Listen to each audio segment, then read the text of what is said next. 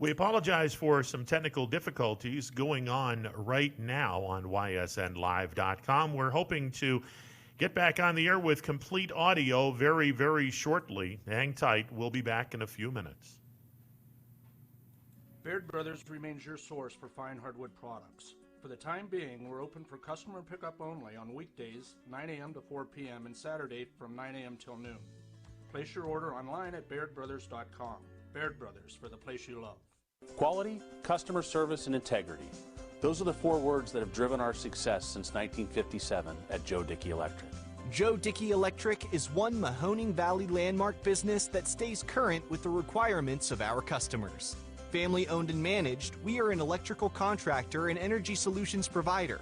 Every member of our team adds to his or her skill set through ongoing training. Residential, commercial, industrial, automotive, and more.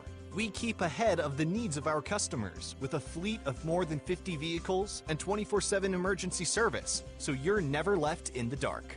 The 4M Company, being an architect and construction manager for over 40 years, has had the opportunity to use many different electrical businesses for our projects. The depth, quality, and knowledge and attention to detail displayed by Dickey Electric makes them stand out above all the rest. For state-of-the-art expertise and a timeless commitment to our customers, contact Joe Dickey Electric. We are everything electrical.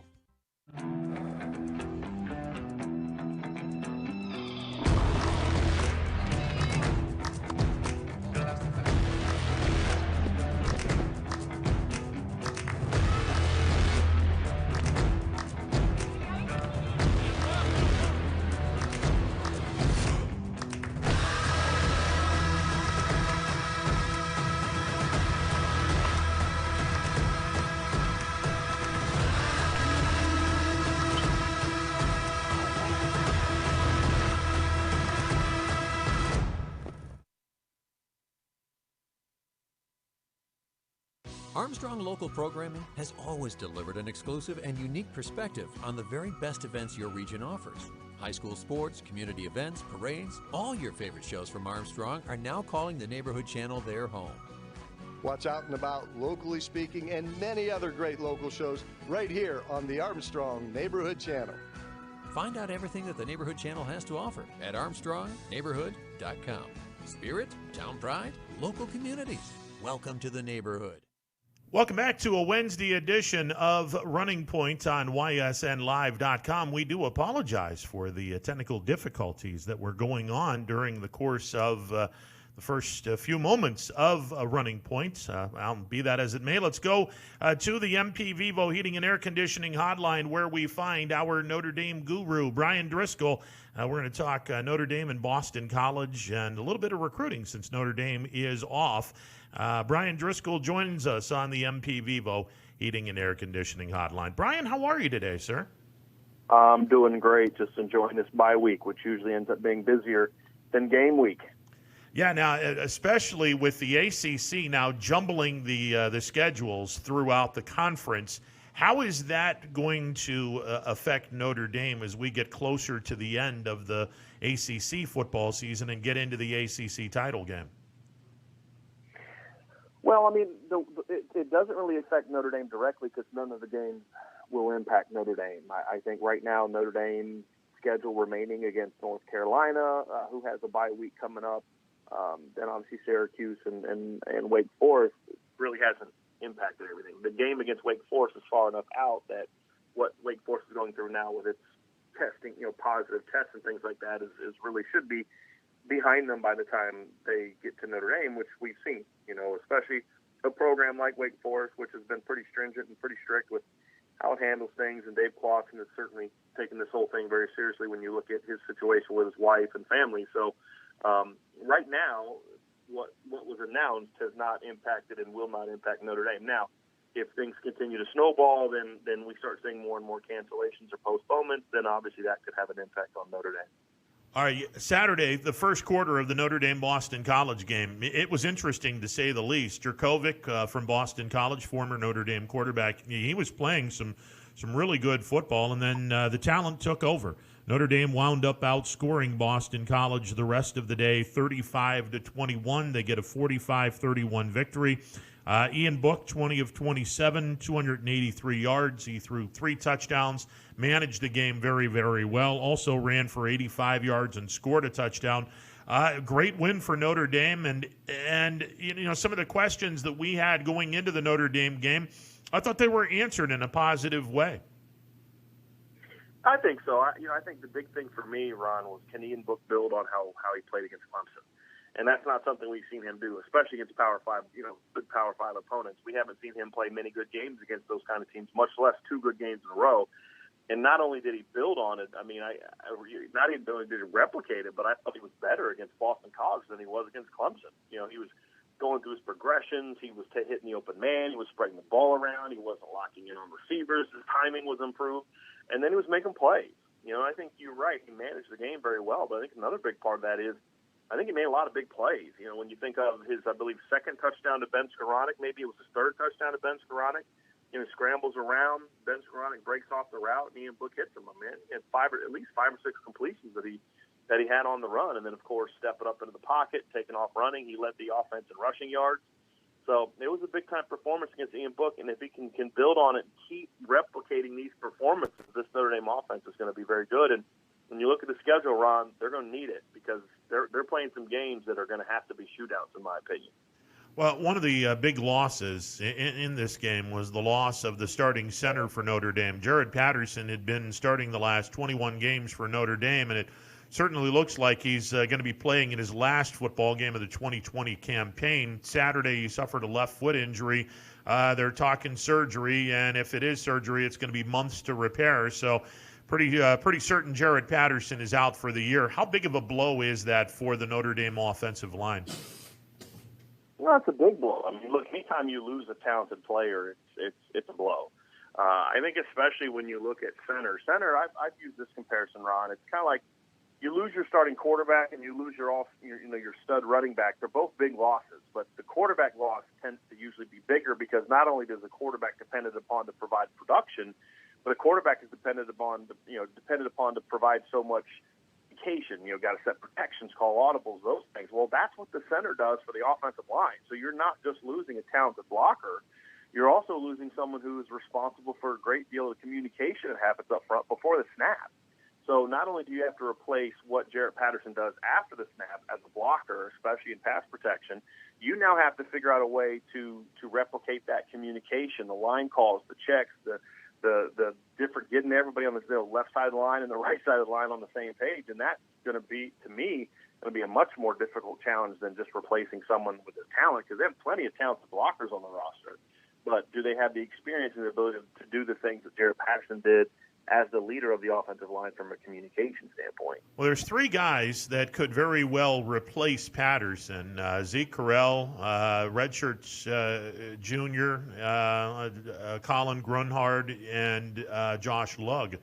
Grunhard seems to be the big boy. He's about 6'7", 310, and he fits the mold of a really aggressive offensive line. Carrell is close to 6'1", 290. Which of the two, and we can't forget about Josh Lugg as well, which of the 3 do you anticipate Notre Dame going to next Saturday when they play North Carolina? Well, Josh Lugg is the 6'7", 310-pound guy, and he's the guy that stepped into right tackle last year when Robert Hainsey went down. So he has experience stepping into this kind of situation. Now, doing it at center, that's a bigger question mark for me, because Josh Lugg is a really physical player. He is a guy that at times can play a little bit out of control. I don't know if he's the most cerebral player, and obviously as a center, you need that kind of guy. So I don't know if that's going to be the ideal situation, but I think that's where Notre Dame is going to go first. I think they're going to give Josh Lugg an opportunity to handle the center job, and if he can handle the line calls and prove to be able to handle the cerebral part of the game, then I think he'll do it. I think what they could decide to do is have one of the guards, like Tommy Kramer, make a lot of the line calls, but I don't know if that's an ideal situation either, because now you're impacting multiple positions. So I think Lugg is where they're going to go, but they're also, I would imagine, based on talking to people, that that Dee Carrell is going to get a few more reps this week during the bye week as well to see what he can do and how he can handle himself. And And a scenario that I would honestly consider, Ron, and I don't know if they're doing it yet, but it's something that I know there's at least some people pushing for it, would be to move Robert Hainsey into center and then insert Josh Lugg at right tackle, because Robert Hainsey is a guy that's a smart player. He's a two-time captain. He's a leader. He'd be able to handle the mental part of the position as well. And I do know that Robert Hainsey spent time working on snapping over the last year, as kind of looking forward to the NFL, but also if his number ever needed to be called in an emergency situation. That's just the kind of guy Robert Hainsey is. So that's another one that I would consider. And I think that might actually be the more ideal move if you don't feel that Dee Carrell can handle the communication part of taking over center right now. And I clearly made the mistake. Zeke Carrell is 6'3", 295. He's a redshirt freshman. The redshirt junior is Colin Grunhard, about 6'1", 290. Josh Lugg is the redshirt junior. He's about 6'7", 310. To me, putting Lugg and keeping him at tackle and having him as the backup tackle, I don't want him to be a center.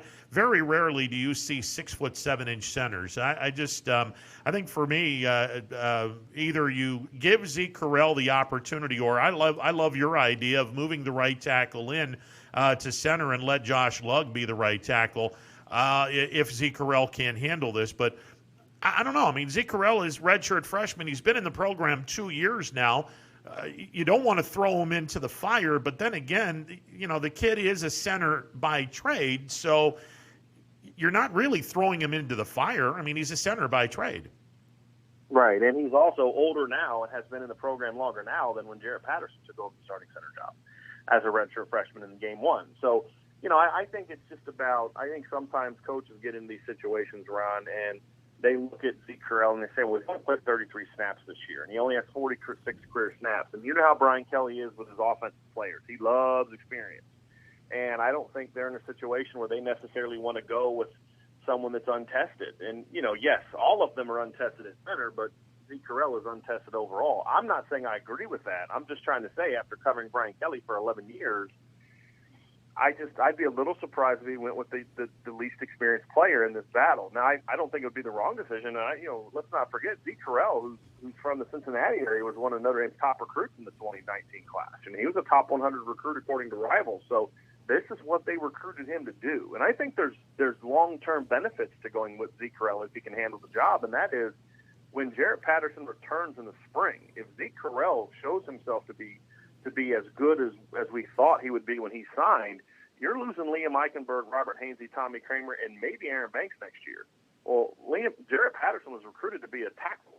Now all of a sudden you could say, well, look, Zeke Carrell has shown he can be the center, so maybe we can move Jarrett Patterson around to guard or tackle to replace one that we're losing. So I think there's some short-term and long-term benefits to going with Zeke Carrell if he's able to prove himself. One of the themes that we're going to be hammering home in our brief discussion with you is recruiting. I mean, Notre Dame is off this week, and Anthony and I were talking prior to having you on the air. When you're undefeated, and Notre Dame is a blue blood program, but it's blue blood in name because, let's be honest, they haven't won a championship since 1988. But Notre Dame has been incredibly competitive in the 11 years, most of the 11 years that Brian Kelly has been the head coach. And because of that, recruiting has been very, very good the last few years at Notre Dame. How does an undefeated season affect the recruiting, not just in 2021, but for the class of 2022 and in regard to class of 2023? How is the recruiting going to this point, Brian? Well, 2022, their 2021 class is about on par with what they've been doing. They've been recruiting well, very well, but not elite.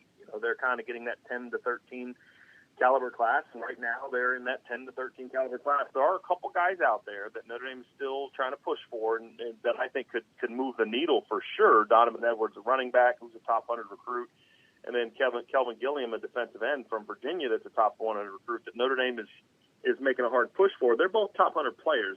You land a couple guys like that, and that's the kind of thing that can kind of spring you forward. But look, Ron, it's like any other year with Notre Dame. They're going to be in on some big names. Being 12-0 helps, but they were 12-0 in 2018, and they did well in recruiting, but they didn't necessarily move the needle extensively because the philosophy hasn't always been there, and the recruiting strategy hasn't always been there. The willingness to go toe-to-toe for those next-level players hasn't always been there. And until that changes, it really doesn't matter what they do on the field. They'll get a bump like we saw last year with Chris Tyree and Jordan Johnson and guys like that, which I think were a big part of, building on the 2018 12-0 success.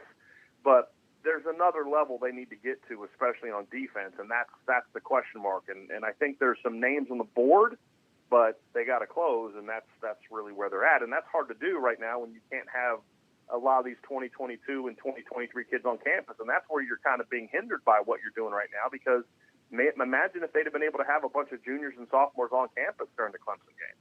Got to watch that game live, and I think that's where you're seeing some of the question marks about how is COVID really going to affect recruiting is you're not able to get those experiences. Brian, let me ask you, the last couple of years, Notre Dame has done a pretty nice job in some positions, but in other positions, we really haven't seen a top-shelf high school recruit coming into the University of Notre Dame. Are there any positions that you can think of where Notre Dame needs to recruit an awful lot better? Yeah, I think it's safety. That's going to kind of sound funny when you consider they have Kyle Hamilton as a sophomore. But since Kyle Hamilton committed, they really kind of struggled at that position. I like Justin Walters, who's the 2021 commit, but my issue is more about numbers. They just haven't signed a guy like anywhere close to Kyle Hamilton since then. I think that's a position where Notre Dame needs to continue to improve recruiting. I think at a lot of other places, they've really upped their game. I think that's one that they need to improve. And I really like what they're doing at corner. But, of course, I think that's a position where you could always do even better. But the commitment recently of Philip Riley certainly helped with that. And then I still think the biggest thing for me is quarterback. Tyler Buckner is a really talented player, but you've got to build on him because Tyler Buckner hasn't proven the thing yet. He hasn't gotten to Notre Dame yet. You got to make sure that if he gets hurt or doesn't pan out, you're not having to settle on a 3-star game manager anymore. You need to have that next stud. So when you look at a lot of these programs, so when Dwayne Haskins leaves, you get Justin Fields. Whether it be a transfer or through recruiting, however it is. Trevor Lawrence replaces Kelly Bryant, who replaced Deshaun Watson, and then Trevor Lawrence will get replaced by DJ Ongalele. That's what you got to do. That's the position that Notre Dame has to do better at, recruiting and developing. And Tyler Buckner is certainly a great start, but they've got to build on that in 2022 and 2023. Yesterday you shared an article about Notre Dame recruit Philip Riley and how special this kid's going to be. Talk about what makes him so special and why Notre Dame fans should really keep an eye on that commit. I think he's one of those guys that there's a couple things about him. Number one is he's very strong. He's one of those guys that physically can come in and play right away, and I think there's a need for that. And, we talked about the safety position and how Notre Dame's got to recruit the safety position better. Well, one of the things I love about Philip Riley is he's being recruited to play cornerback, but his combination of size, strength, and athleticism really projects to either cornerback spot, boundary or field. I think it projects to the nickel slot position, but I also think he's a guy at 6 foot, 190 pounds with his athleticism and physicality where he could easily transition to safety and end up being that next level safety that Notre Dame needs. So to have a guy with that kind of flexibility and versatility where not only can he physically play multiple positions, but he projects to not only to also play at a high level at those positions. That's hard to find. And I think the other thing too is great players have a deep desire to be great. And that doesn't just mean like I want to be great. It means I'm going to do whatever I have to do to be great. And he is a young man that, in our year of getting to know him, he's either always working out or doing homework or going to some competition where he can battle because he has this desire to be great, but he also has a desire to compete. And I love guys like that. And I think that's that kind of next level mentality that you really need to be an elite defensive back on an elite defense for an elite championship caliber football team. And he has that. And guys like that can be infectious too. When you've got a guy that's talented who works as hard as Philip works, it's kind of like, hey, I'm setting the bar for everybody else. You better step up to my standard. And guys like that can make everybody else around them better. We've seen that with guys like Michael Floyd and Manti Te'o and Quentin Nelson on the offensive line. I'm not saying Philip Riley is that level player, but I'm talking about their work ethic and just their constant push to just set the tone for how you needed to prepare every day. And Philip Riley has some of that mindset to him. Brian, years ago when Notre Dame was independent, and they've always been independent, this is an anomaly. I think they'll go back to being independent in 2021. But years ago when they didn't have a set contract with a conference, they were always a really good recruiter and have always been a great recruiter in the Midwest. The decision to partner up with the Atlantic Coast Conference, where Notre Dame, all of the sports, with the exception of football, they're a member of the ACC. That decision opened up an awful lot of recruiting possibilities in the Mid-Atlantic states and in the ACC country, which intertwines in some way, shape, or form with the Southeastern Conference and their bid for recruits. Talk a little bit about the inroads that Notre Dame has made in the South Atlantic and in the Mid-Atlantic states. I mean, you just look at their roster and you see the number of players from Virginia, North Carolina, and Georgia that Notre Dame is signing, and it's incredible. I mean, from I think 2006 to, and I'm trying to remember this research off the top of my head, but from 2006 to about 2016, Notre Dame, I believe, signed 8 players from the state of Georgia. That's over a 10-year period.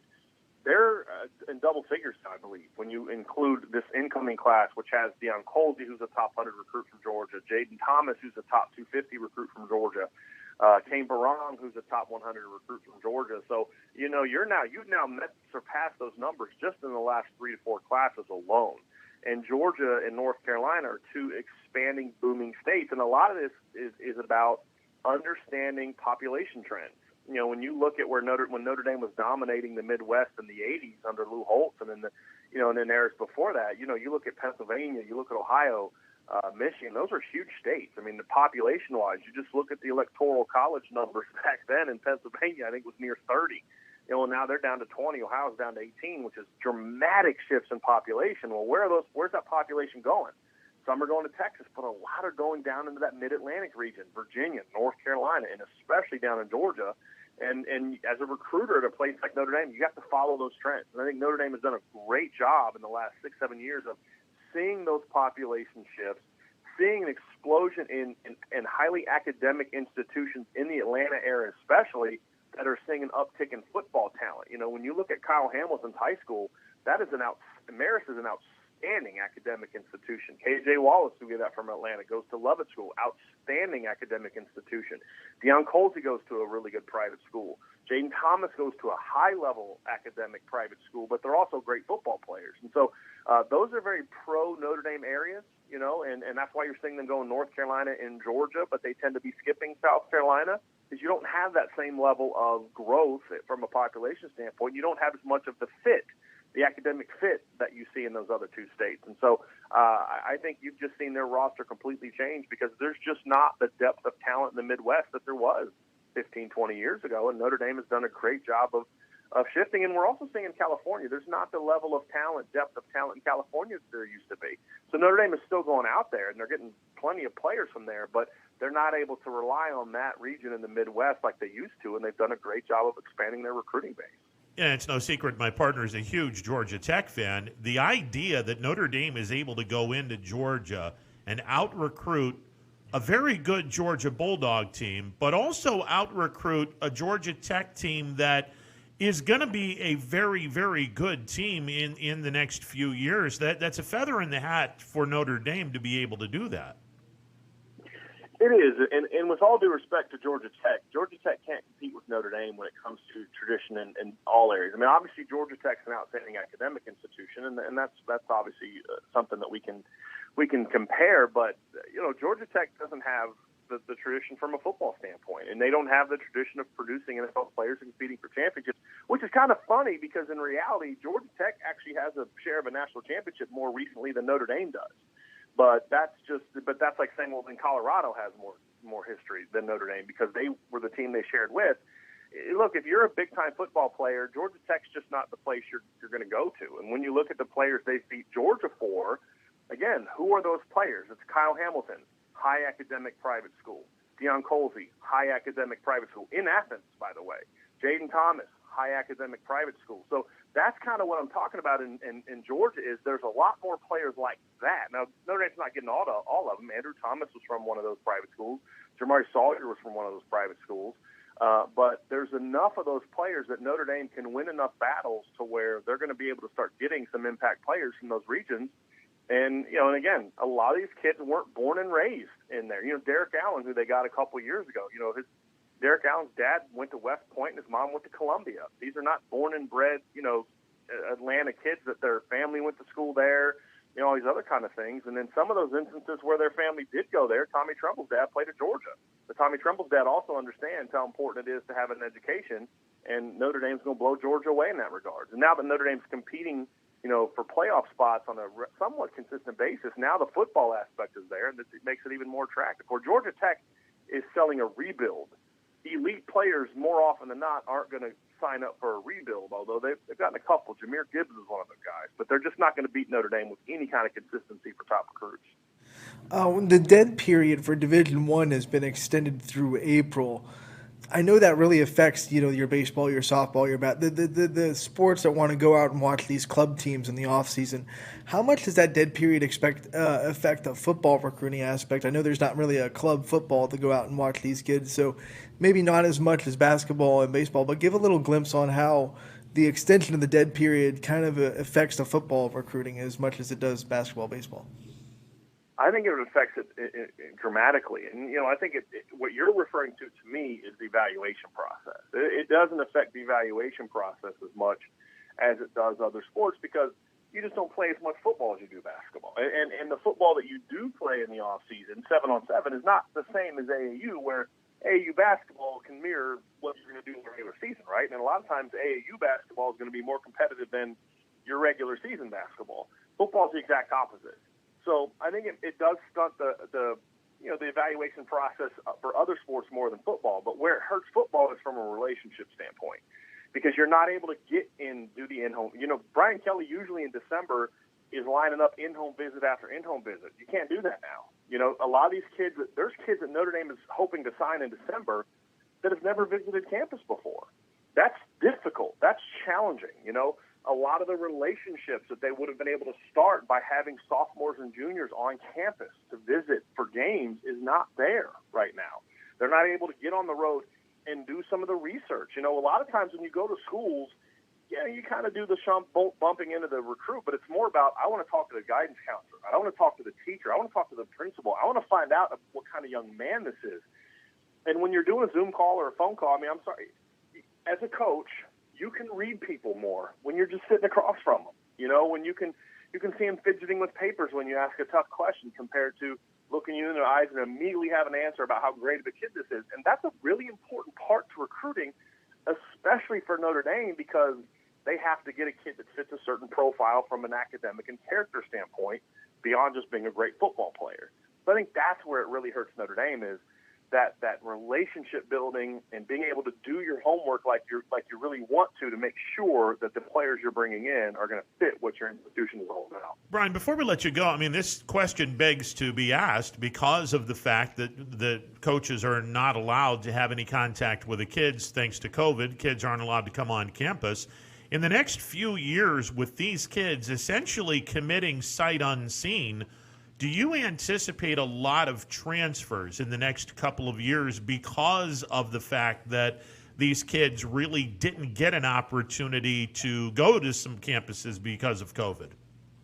Well, I think it's a combination of that, plus the NCAA plans on passing a rule in 2021, most likely, that players are given a one-time transfer where there's no penalty.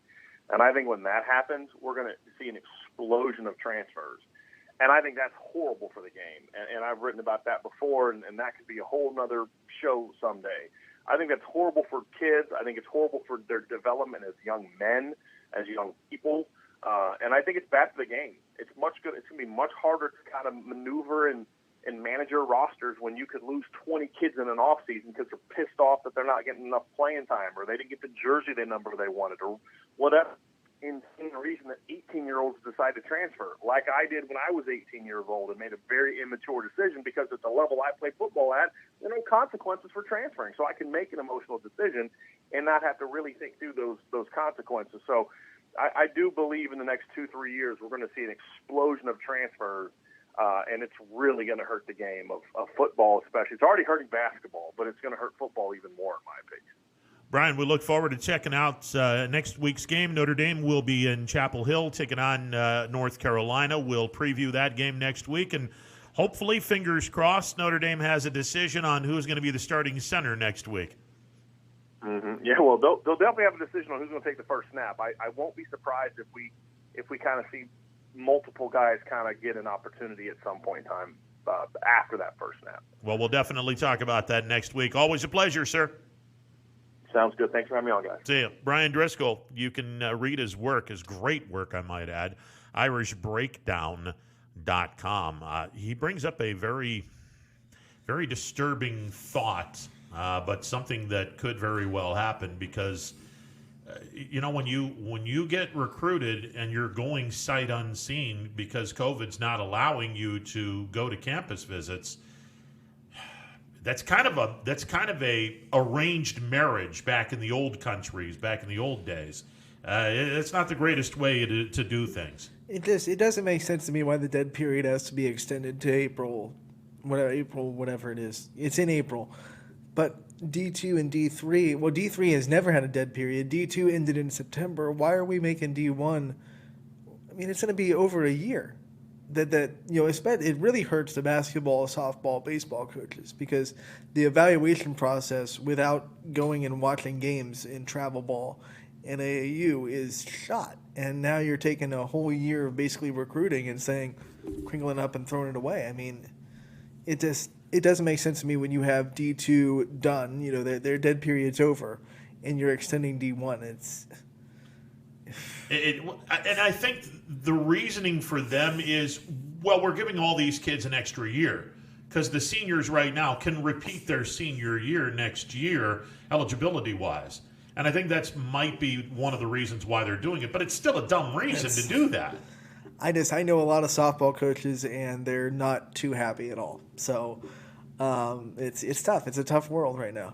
Yeah, I would not want to be a highly athletic kid who can go to a major college, but unfortunately, especially if you're like a class of 2023 and 2022, right now you're in a lot of uncertainty and man, can I get it? I mean, but the good news for them is, hopefully, we get a vaccine and everyone can go back to normal. For the class of 2021. You're not visiting a campus anytime soon. Yeah, so, but the thing in 2021, by now, because you're in your senior year, you're probably knowing where you're going. Pretty much. So you're not really visiting campuses trying to get recruited. And you visited campuses last year up until the COVID thing. 2022 is going to be affected. Those are the ones that are They're going to be affected because that particular class has not been able to go visit a campus yet.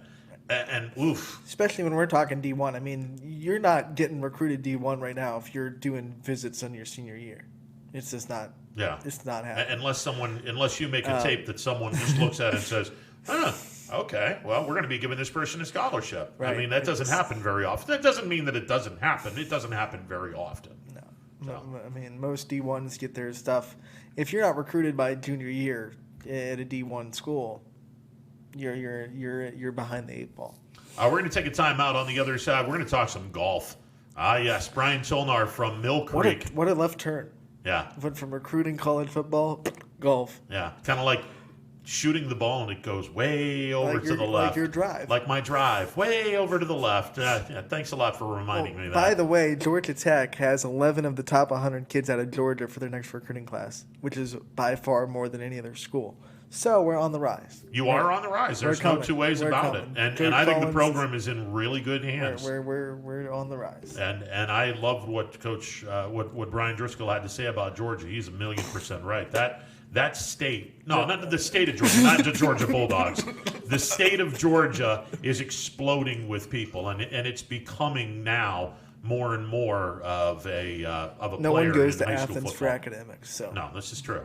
We'll take a timeout. Brian Tolnar is coming up next. 21 News. Let's get right to our top story tonight. More experienced reporters. A new Wilmington restaurant. GM Lordstown. Telling more local stories. We'll look at efforts boy is recovering from a broken around our valley. Community in Niles. We are here in Youngstown, right up. Because you expect. It's important for everyone. No place like home. More local news. In Mercer County Before Court. they become life-threatening. 21 News is our Valley's #1 local news. Welcome home to a home made homier with Baird Brothers Fine Hardwoods. Inspiration starts at BairdBrothers.com and is turned into reality when high-quality hardwoods are delivered right to your home. Baird Brothers has the latest design trends, shiplap and skinny lap interior siding, antique oak rustic flooring, and, well, you'll find them all at BairdBrothers.com. Ordered easily, delivered conveniently, enjoyed comfortably. BairdBrothers.com. Attention football fans, order Cochrack's Pizza tailgate package for only $54.99. You'll receive 24 slices of our delicious cheese pizza, 20 jumbo wings, and 2 of our famous foot-long pepperoni rolls. Cochrack's Pizza, we serve it hot. Hi, this is Tommy Clem, owner of WRS Insurance Solutions. WRS Insurance Solutions is a local independent agency that specializes in life, Medicare, long-term care, and disability products. Call us at 330-953-3722 or visit us at wrsinsuranceSolutions.com to learn more. Good luck to all the student athletes in the Valley. Your Armstrong services are more important than ever. There are more and more connected devices in the home these days. To get the most out of your experience, you need a network that is always getting better. You deserve superior performance, and that's what Armstrong offers every day. Whether you're working from home, enjoying your favorite content together, or simply catching up while apart, count on Armstrong to keep you connected to what matters most.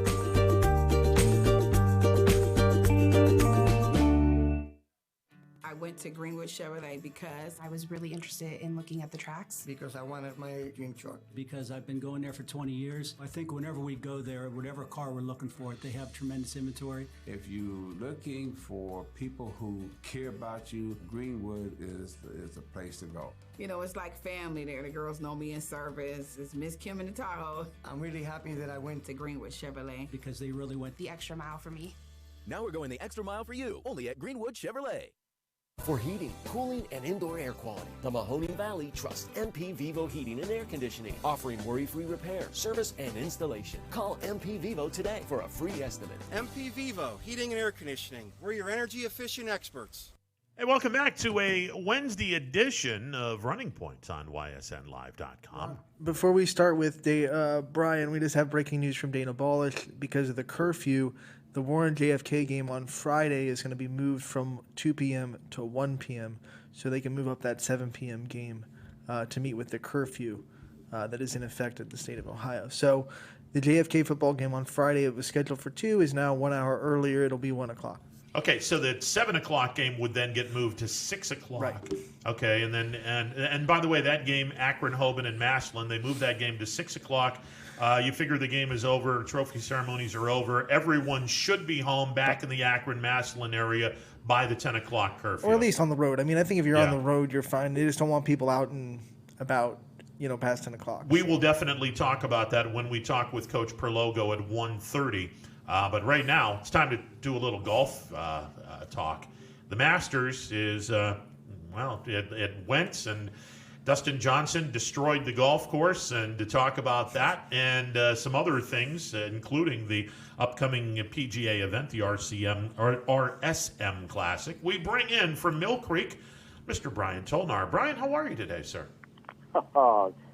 Doing great. As we head into the week that started with some snow and some flurries, and now we've got some sun and some flavors back out here. So it's been much like last week where we started off with 2 inches of snow and finished the weekend with 60 degrees. I got another week just like it. So hey, we'll take it. Hey, we're still playing golf, and it's the 18th of November with hopefully another couple weeks here to go.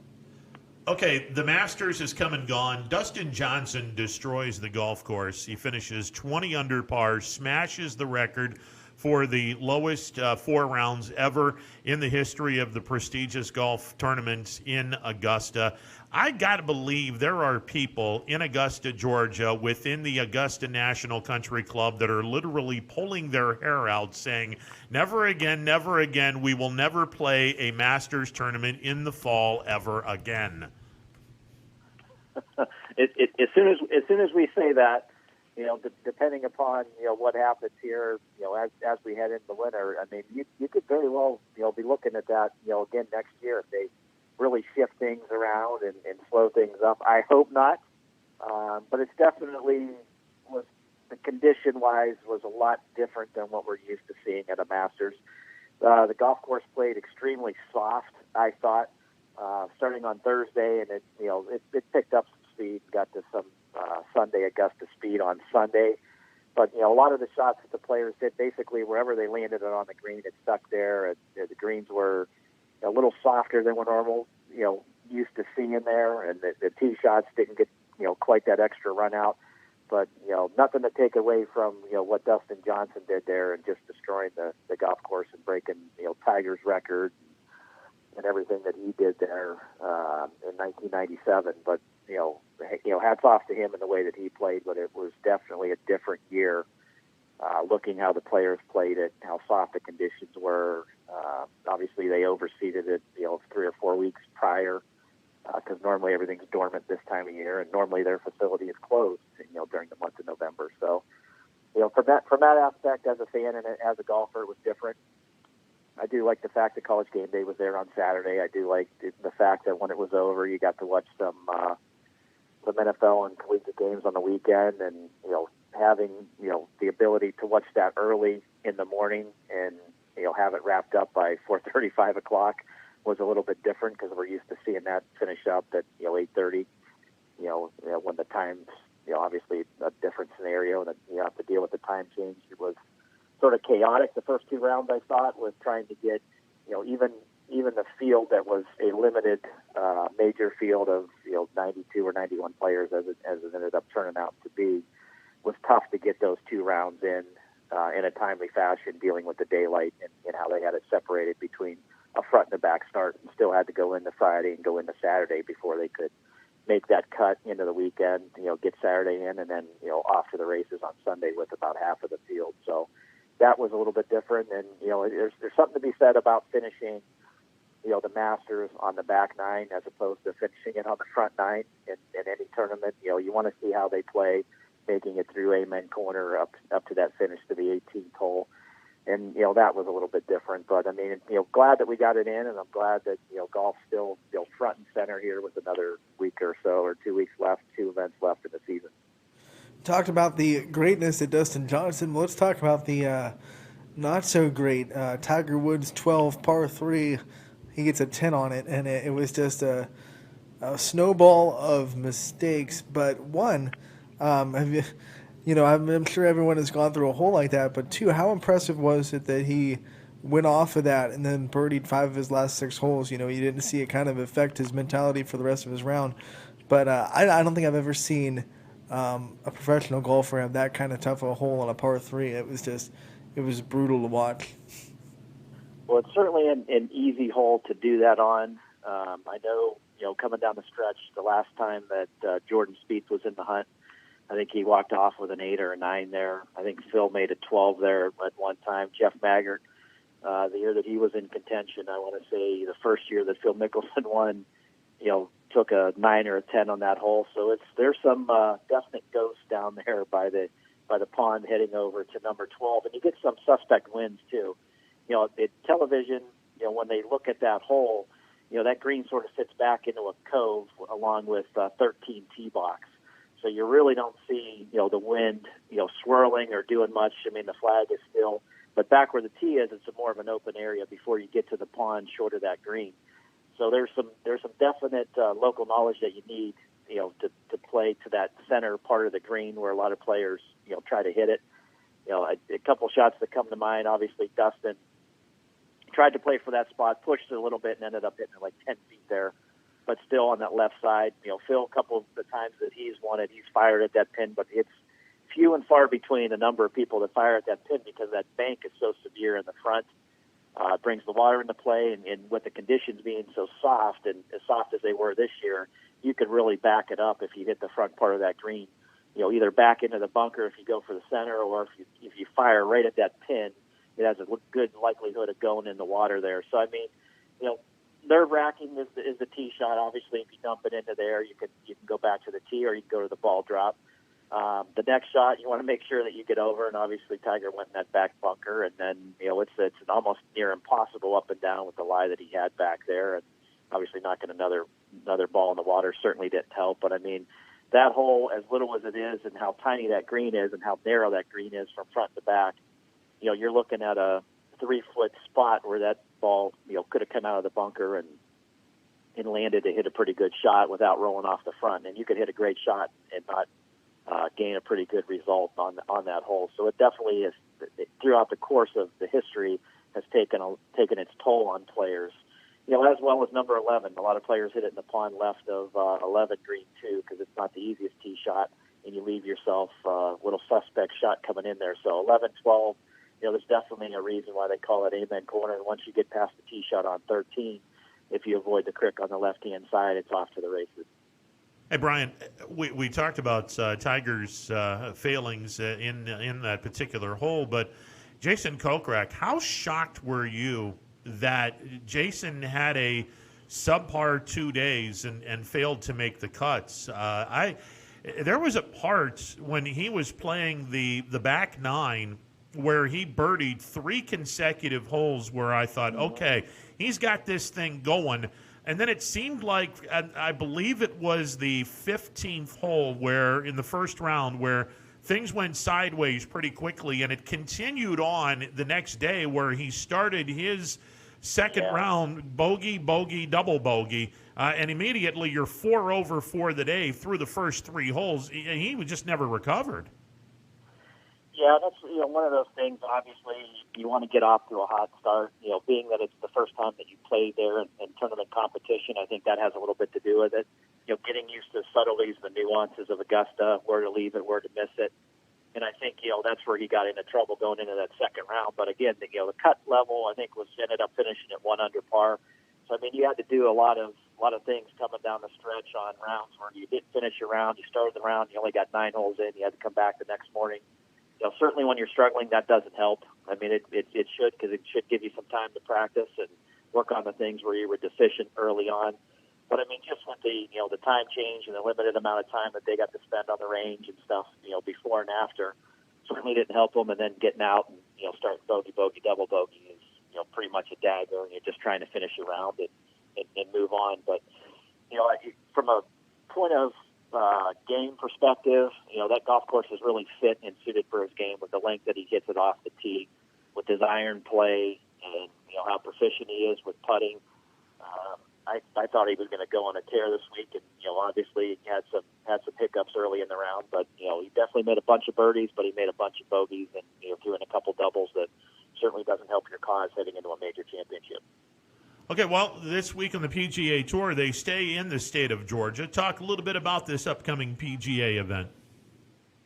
Pretty cool event. They head to St. Simon's Island in Georgia. We're going to play the RSM Classic. I want to say that backwards for whatever reason. It's an event that is in a hometown of a number of golfers on the PGA Tour that sort of reside there. Davis Love, probably the oldest guy in the field this week, and one of the guys that certainly helped to bring this event to fruition, to make sure they had an event there in their hometown. Zach Johnson, Matt Kucher, Brant Snedeker, a ton of guys, tour professionals live there and practice and play out of there. So it's a great event. Normally it's a 156-player field. It's a little bit smaller field this year with the COVID. They normally play it on 2 courses, the Seaside course and the Plantation course. This year with a smaller field, they're just going to play on the Seaside course. And if you're familiar with the Seaside course there, it's a Scottish link style, built on the ocean. I want to say 9 to 11 holes, come into play with the ocean either in the background or, having shots that you hit over marshes and things of that nature. So, I mean, you've got to visually be locked in to play well this week. It's a great golf course, and it's an event that they've had now for about 10 years. And of the event, in the 10-year history of being in the Sea Island area, 5 of those events were won in playoffs. 3 of them were decided by a shot or less. So the field tends to be a little bit bunched heading into Saturday and Sundays around, and you definitely get a player or 3 or 4 players in playoffs. And I would expect that we would definitely see something similar to that The length of the golf course this week is just a little bit over 7,000 yards. It's a par 70. You're looking at 2 par 5s in the entire scorecard. Number 7, 577 yards. Number 15, 555 yards. So you're definitely going to have some holes that you can make some ground on, but just one on each side, one on the front, one on the back, that you really have to take advantage of to make a birdie, all reachable by everybody in this field. Very generous fairways this week, very wide. Wind certainly is a definite factor. Anytime that you go ocean side, you're below sea level or around sea level, the ball doesn't fly quite as far, so that'll be an advantage to the players that live there and play there on a daily basis. No tree trouble. There's a few trees on the property, but it's more marshes and basically wasteland that you can hit into to get in trouble. Easy to get it up and down, wide areas, wide greens, and I think if a player plays extremely well from tee to green, players that hit a lot of fairways and hit a lot of greens, not necessarily light the world on fire, but I think if your percentages from tee to green is solid, I think you're going to be in the mix this week. Winner somewhere between 20 and 23 under, we'll say. Tournament record is held by Kevin Kisner at 22 under, and I think that can definitely be challenged this week. Our current defending champion is Tyler Duncan, a little lesser-known player on the PGA Tour. I wouldn't be shocked if we see another player of Tyler Duncan's caliber win this week, based on a lot of the players sitting out after making the swing at the Houston Open and then going in and playing Augusta, to really slow down a little bit as we take a week off next week with the PGA Tour and then come back for the final week of the Hero Challenge in 2 weeks from now. All that being said, who are your Power 5 for this week, and who are a couple of sleepers that we should keep an eye on? Power 5 this week, we're going to start off at number 1, Sungjae In.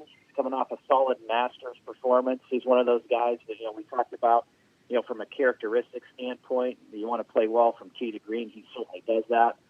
Length is certainly an issue with him. He just doesn't hit it quite as far as the rest of the players, but he hits enough fairways and enough greens to give himself plenty more opportunities at birdie.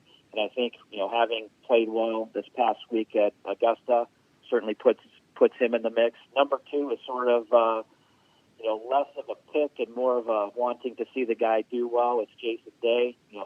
I've been awaiting him to do something all year. He's certainly been up and down with injuries, playing with the wrist and the back and, hips and what have not. And I think if he can hold it together this week, I think he's certainly up for the challenge to break through, because it's been a little while since we've seen him win. Coming in at number 3 is Matt Kucher. Obviously lives there, plays there on a daily basis. He's going to eat meals at home this week. He's going to sleep in his own bed.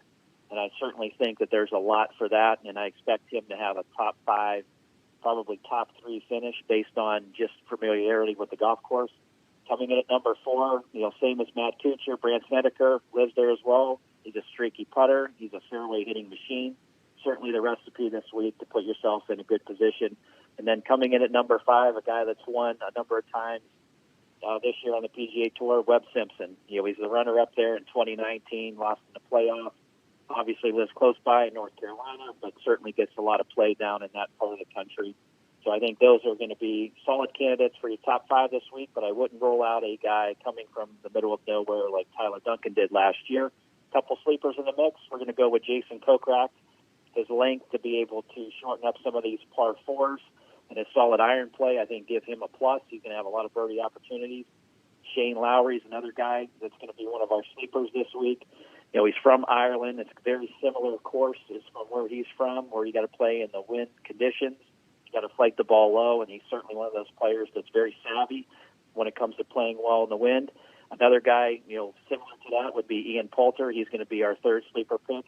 Lives close by in Ponte Vedra, Florida, so he's used to playing in similar conditions that you're going to see here in Sea Island this week.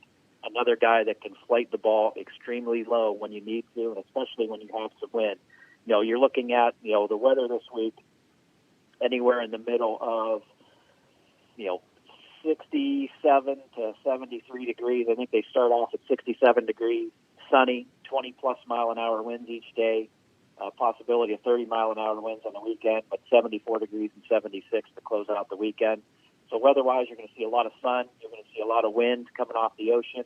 And I think if you have a late tee time, and especially coming down the stretch on Sunday, when the finish is going to be a little bit later, obviously finishing around 5 or 5:30, with the daylight savings time down at that part of the country becoming a factor, you're definitely going to start dealing with the wind 2, 3 o'clock in the afternoon. If you've been familiar and played a lot down south and in Florida and in South Carolina and North Carolina and Georgia this time of year, there's definitely an uptick with the ocean, currents that give a lot of wind when it comes to, October, November, December, January that you have to deal with. And I think the players are certainly going to deal with that this week as they try to venture a win on one of the final 2 events of the year. This is actually considered the final event, full field event of the season, the Hero being an invitational, very small field event here in 2 weeks. So it's the last time that they can jockey before they head to the Tournament of Champions in January. And I'm going to pick Webb Simpson to win this week. And I picked him a couple of times this year, so I want to finish out like you said, the last full field event with Webb Simpson. But I have a sleeper in C.T. Pan. I think he played pretty well this weekend at Augusta. What do you think of his odds to kind of make a run and maybe end in the top 10 and compete for a win this weekend? I think if he can boom it off the tee and sustain some length and play some of the holes that are in the wind where length is at a disadvantage to him, I think that's key. He's one of the shorter players on tour, so depending upon how windy it gets and how accurately he drives it off the tee will dictate how he's going to play.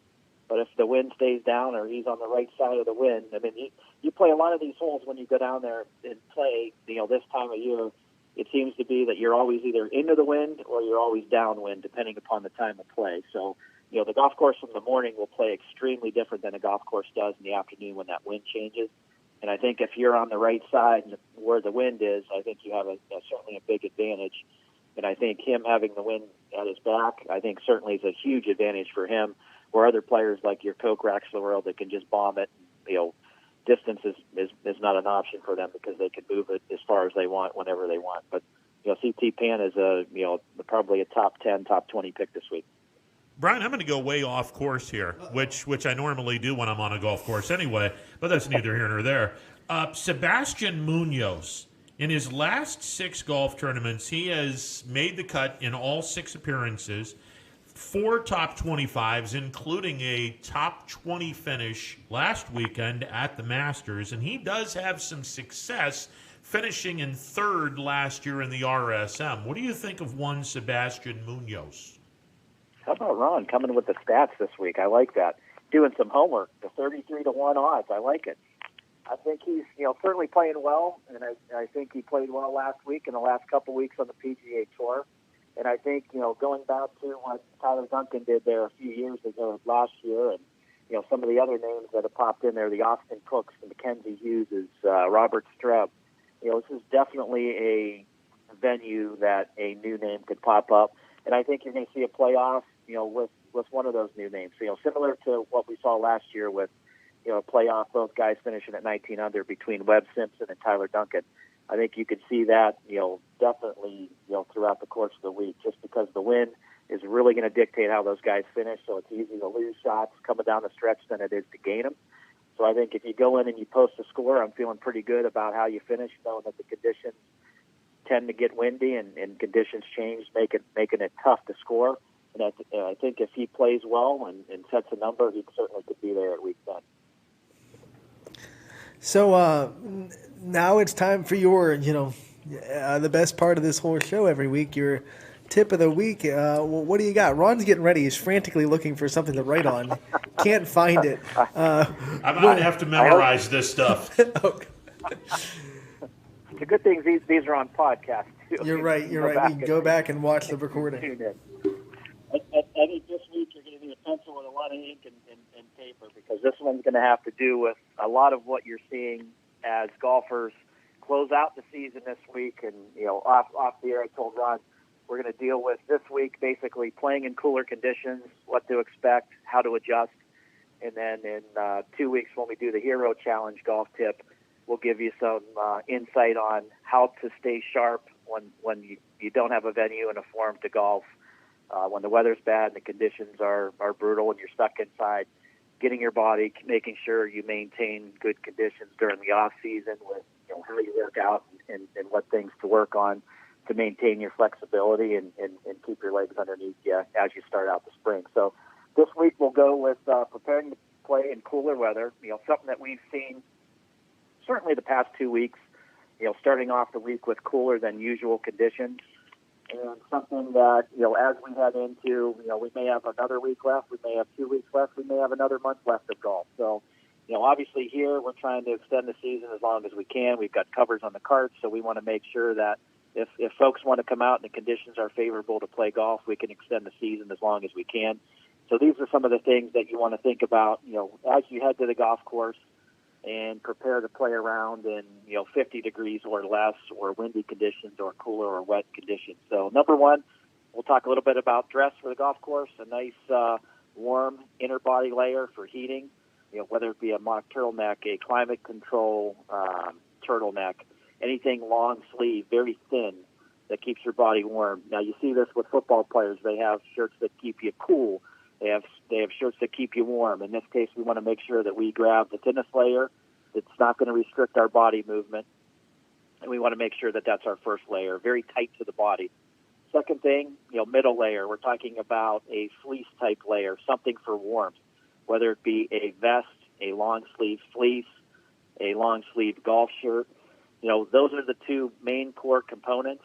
And, as you're out there and you get warmer, you want to make sure that you take a layer off. So, those are the first two layers. The third is what we call a shell outer layering, something that's going to stop the wind, from going through your body, something that's going to stop the rain.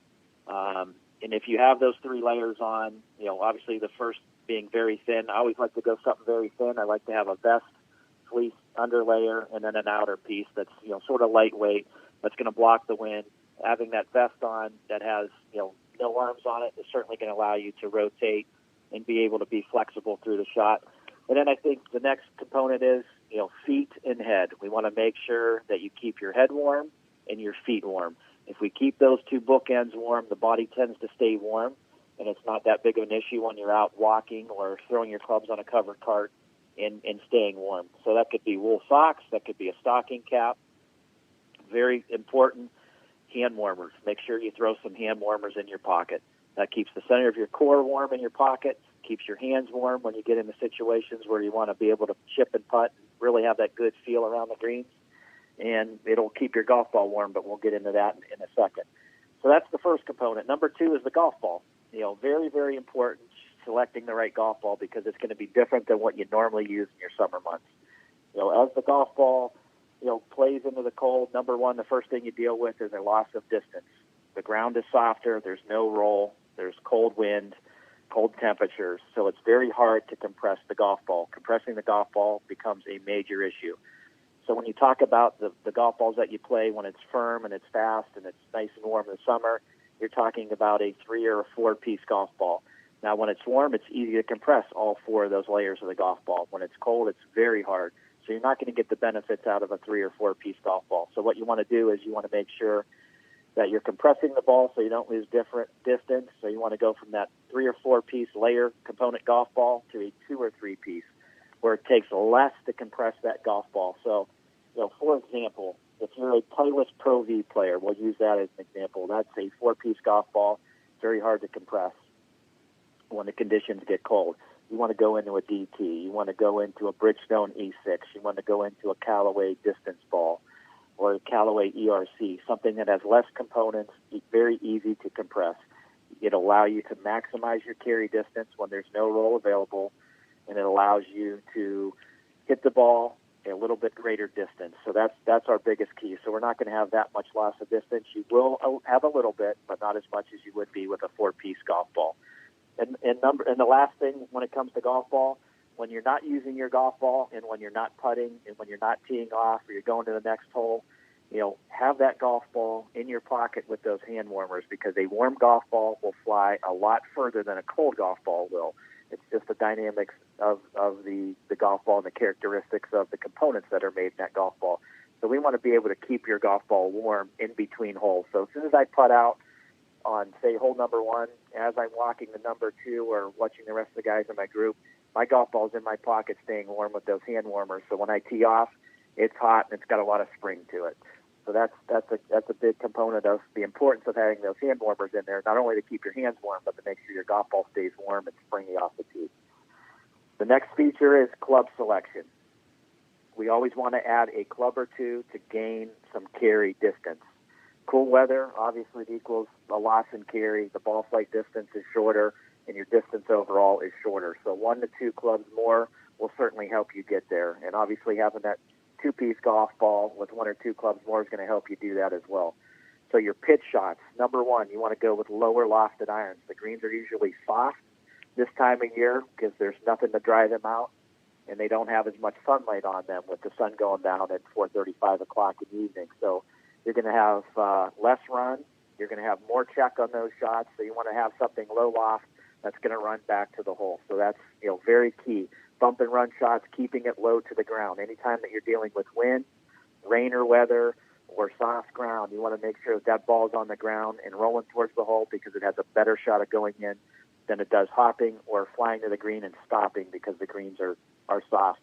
Picking the right clubs to go in your bag, during the winter. Me personally, I like to play longer irons because I've been a pretty good long iron hitter. So I carry a 3, a 4, and a 5 iron. This time of the year, if you have hybrids or have lofted woods, you'll take those long irons out because they're harder to hit when conditions are cooler and softer. They don't fly as far. Now's the time to put in a hybrid in your bag, a 2, 3, 4 hybrid, or a 5-wood, a 7-wood, or a 9-wood, something lofted that's going to give you a little bit more oomph, a little bit more power. So selecting the right clubs based on the season is certainly there. You can take out your high lofted sand wedges because you're not going to need them because the ball's going to automatically stop with a pitching wedge or a gap wedge. So taking out a sand wedge or a lob wedge to add these clubs is certainly going to help you out. And number 2, greens conditions. Certainly softer, less roll, more backspin on 4-iron shots. Speeds at any of these facilities, if they're still cutting the greens, which we are right now, because you have frost, which is stunning the growth and not much grass is coming off of them, the greens tend to get not only softer, they tend to get a little bit faster in speed if you're keeping up with cutting. Now, if facilities stop cutting, which we'll stop cutting here in another week or two, and before we put the winter fertilizers down, that would be the only time that you're going to get slow, and they're not going to be that slow because the ground's just not growing at a rate that they do on a daily basis when you're cutting them 2 or 3 times a day. So I think that that's key. And the last component of all of this is risk management. Take on less risk, play to the centers of the greens, give yourself more opportunities, eliminate what I call the hero shots, trying to hit it out of the woods and knock it on a green 5 feet, get it out to the middle of the fairway, give yourself an opportunity to knock it on the green in 3, walk away with bogey. You give yourself an opportunity for par, you make bogey, that's fine. You eliminate the double, the triple, the things that add your score up and giving you opportunities to not have to press. Eliminating going for par 5s and 2, trying to drive that par 4 in 1 that's reachable. Certainly, gives you more room for margin for error. And I think with the ball not flying as far, the odds of you getting to a par 5 and 2 this time of year compared to June or July, the percentages just aren't there. Or driving a 300-yard par 4, the percentages just aren't there because you don't have the roll and you don't have that extra carry. Punching it out to open areas, instead of trying to be the hero and not giving yourself that open shot, I think are key to eliminating the risk. And I think if you do all of these, play the proper golf ball, dress the right way, choose the right club selection, deal with what conditions you're going to see on the greens, and eliminate risk, I guarantee you will play better in the fall when the ball's not carrying and you're hitting the ball probably 30 to 50 yards shorter than you were in June, July, or August, but still being able to score well. And I think if you do that, you're going to shoot well for sure. Hey, Brian, thank you so very much for the tips. Next week, we're going to talk about the layers of clothing that you've talked about because you guys sell it in your golf pro shop. So some things that people will undoubtedly try to purchase for the holiday season for loved ones who love the game of golf, and we'll also talk about some of the things that you guys are going to be doing to improve, not that you need to, but improve the golf at Mill Creek in 2021. Absolutely. It'll be exciting. And like you said, we talk a lot about equipment and the golf ball and the technology. there's certainly that to be said for the clothing that you wear and the layers that you wear and the headwear and everything that goes with it, for the conditions that you're going to experience from now until the end of the season when we wrap up. So, it's a great time to talk golf, and hopefully we'll keep another 2 or 3 weeks here as we head in and close out November and head into December. So it'd be great to see another month or so of golf, but Mother Nature does what she wants to do, and to have all of that in the mix for another month would be awesome. And Brian, as the golf season winds down, just want to say from everyone here at YSN, thank you for your insights into golf that you share with us at YSN every week, and we especially during the high school season, the stuff you bring to share the light on the high school golfers and the YSN family. We always appreciate it, and we look forward to future conversations with you. You got it. We couldn't be more thankful for you guys including us. Anytime that we get a chance to talk about golf and trying to grow the game and bringing more people into the fray, and having us on YSN certainly is a definite outlet for us to grow the game and work on our player development. So we couldn't be happier with the partnership, and look forward to more things to come and some neat things that we can discuss over the course of the winter to amp up for next year. But we're definitely excited to always talk the game of golf, and we appreciate you guys having us on. Always a pleasure, brother. Talk to you next Wednesday. You got it. Thanks, guys. Have a great week. You got it. Brian Tolnar from Mill Creek joining us every Wednesday at 1 o'clock. Or we're a little behind, so we will get the head football coach of the Warren JFK Eagles, Dom Prologo, on as soon as we take a timeout. Back in a bit. Stick around. It's storm season. I think we're under the gun for some heavy storms over the next couple of hours. And Storm Tracker 21 is ready. This is probably the one we're keeping a closer eye on. On air. And locally, we're going to have a lot of eyes on our area. Online. All right, let's talk high-risk futurecast and the timing of this weather. On social media and on our app. Rain will come and go tomorrow. There'll be some dry intervals. Stay ready with Storm Tracker 21. The severe weather threat now through around sunset this evening. Hi, I'm Colin Chupa. And I'm Kelsey Clem from K-Squared Marketing. Our boutique marketing firm specializes in media planning and buying, public relations, event marketing strategies, and strategic sponsorships. We can integrate our services with your existing game plan, or we can be your entire marketing team. Your goals, our game plan. Let's win together. Call K-Squared Marketing at 330-623-2730 or visit ksquared.marketing to learn more. Hi everyone, this is DJ Yoakley with Your Sports Network. We appreciate your support of YSN and welcome you to the YSN family. Our broadcast streams are brought to you live at no cost to you by sponsors that are local to this community. Without the vision and generosity of our sponsors and partners, we would not be able to bring this game to you today. So please support the great businesses and leaders that are making this game possible. And if you're a business in need of great advertising and sponsorship opportunities, feel free to head over to our site for more information on the right fit for you. We are local, we are loyal, and we are live. We are YSN. Ah, the details.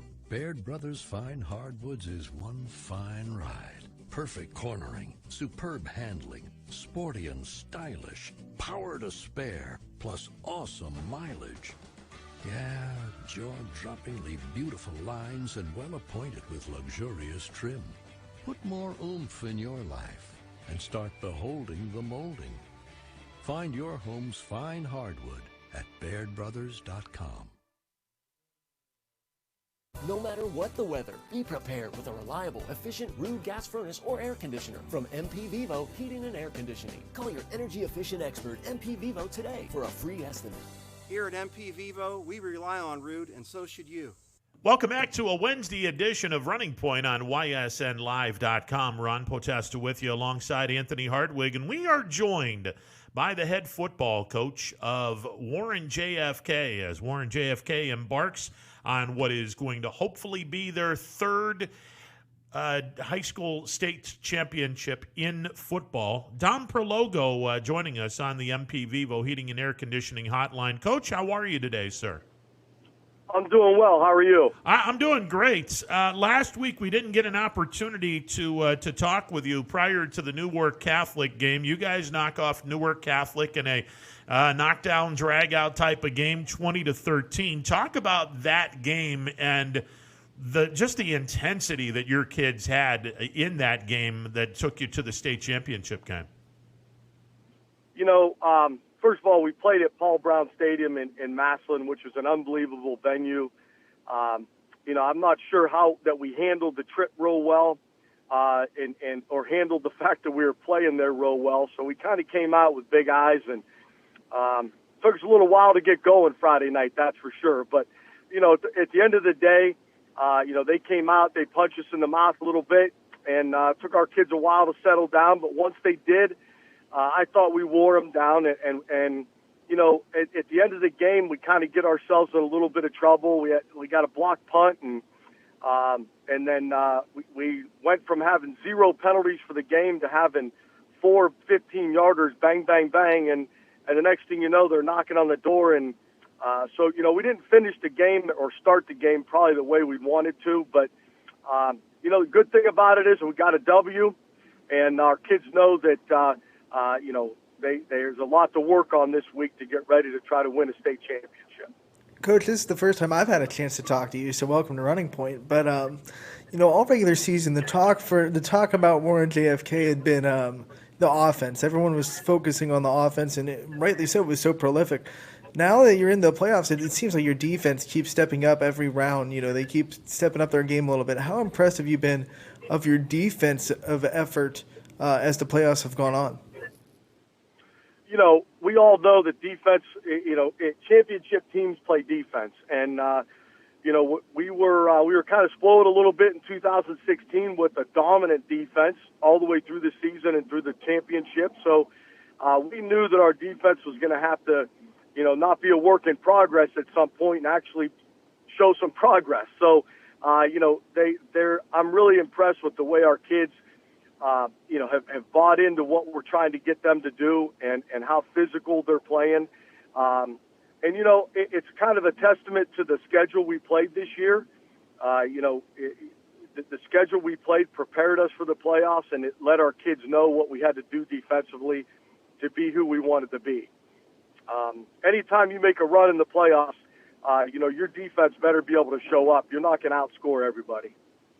Coach, you're going up against New Bremen from the Midwest Athletic Conference, and taking a look at that team, like Warren JFK, they have a very, very productive quarterback who can beat you with his arm, he can beat you with his legs in Mitchell Hayes.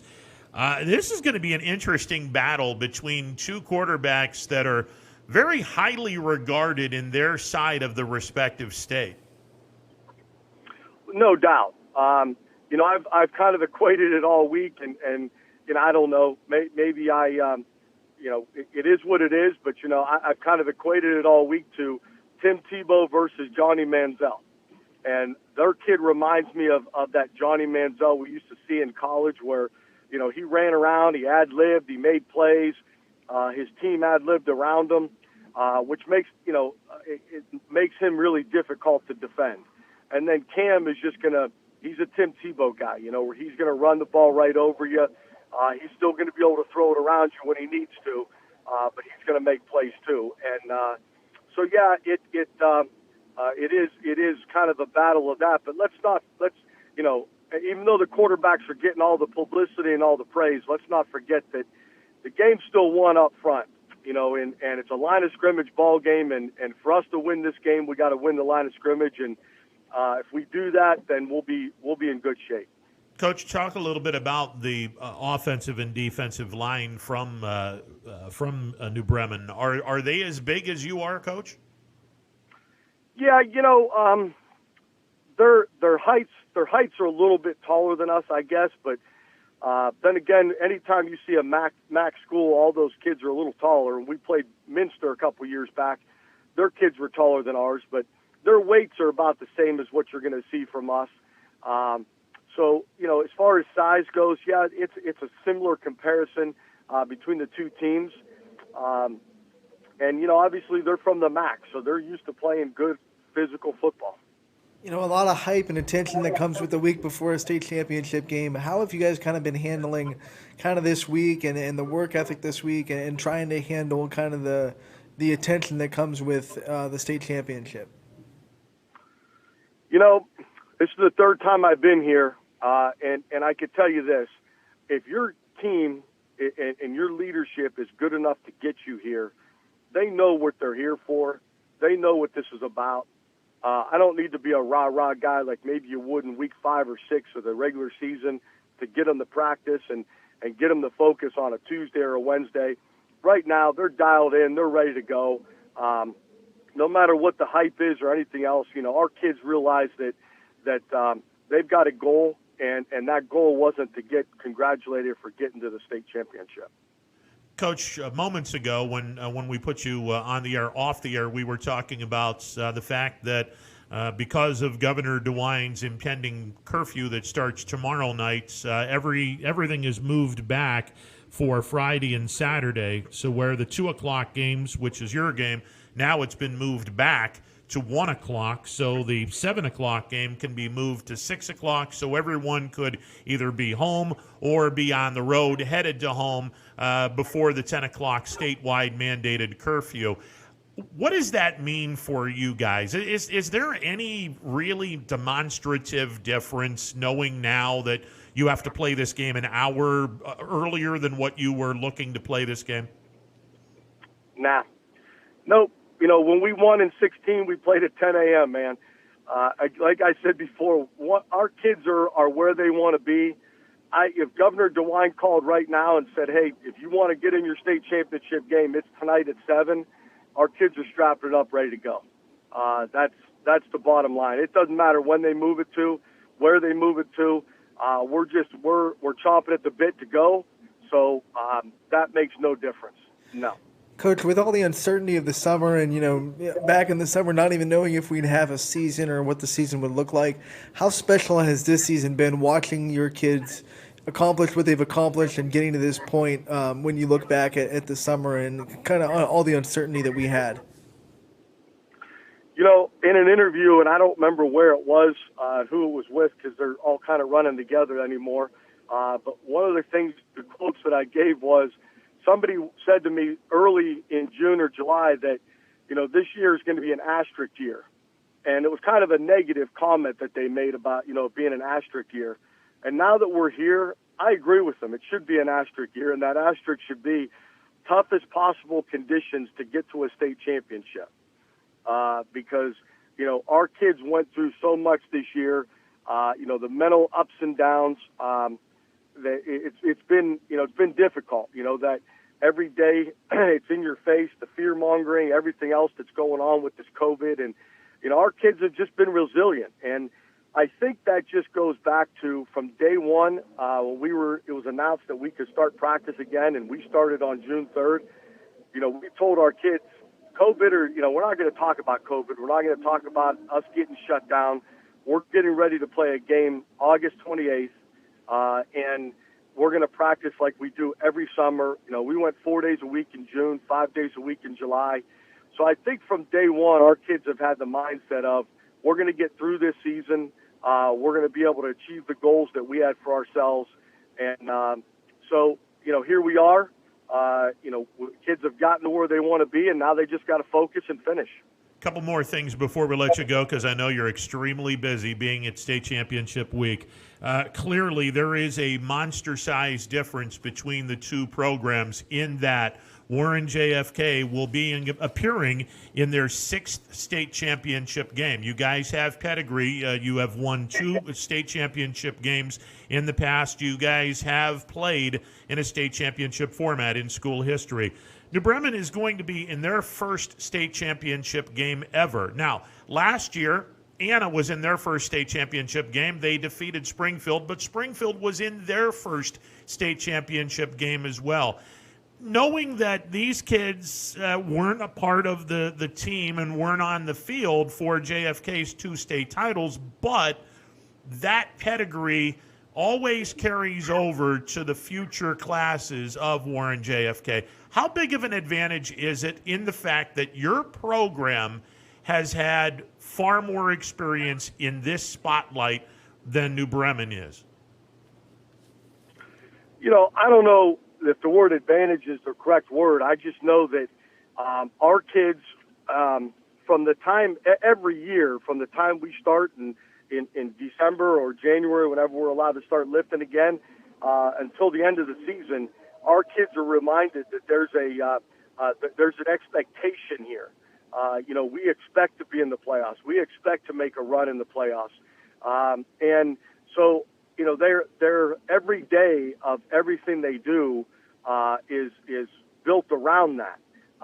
Where, a program maybe that doesn't have that type of history, maybe they're just trying to chase something to get there. I don't know what that, I guess I kind of dealt with that at Canfield back in 2005 when we made our state championship run. But I could just say, as far as we're concerned at Kennedy, I think the only advantage you can say that we have is our kids have an expectation because the community has that expectation, because the culture has that expectation. So everything they do, everywhere they look, when they walk through those halls, there's reminders of what's been done in the past by the guys who wore that K. Coach, before we let you go, you have made mention time and time again during the postseason about the table of greatness. There are two teams from Warren JFK, including the 2016 team that you were a part of as the defensive coordinator. They have a seat at the table. I'm just going to leave it like this. Breakfast, lunch, and dinner are on that table, and it's time for you guys to do some eating. Let's go. Bon appetit, Coach. Bon appetit, and let's win a championship. Let's go. All right, best of luck to you, Coach. Thank you very much. You got it. And there he goes, Coach Perlogo, Warren JFK. He's been talking about it all during the postseason. It's time for these kids to sit to the table. Well, you know what? It's time to put the food on the table. Get your butt over there, and let's start eating. My favorite response was when you asked him if, moving back an hour changes anything, and he just goes, nah. I mean, it's right. When you get to this level, you're ready. It doesn't matter. I mean, like, Dana has always joked, the teams would play in a state championship in a parking lot with no lights if they had to. It's kind of it's a joke when he says it like that, but it's kind of true. I mean, these kids will play any time of day, anywhere. They don't care where it's at. They're just going to go up and strap up and play a state championship. I think all the aesthetics and the time that kind of affects the fans and the people that want this experience. But the players and the coaches, they don't care. Just put them on a field, 1 o'clock in the morning, 1 o'clock in the afternoon, doesn't matter.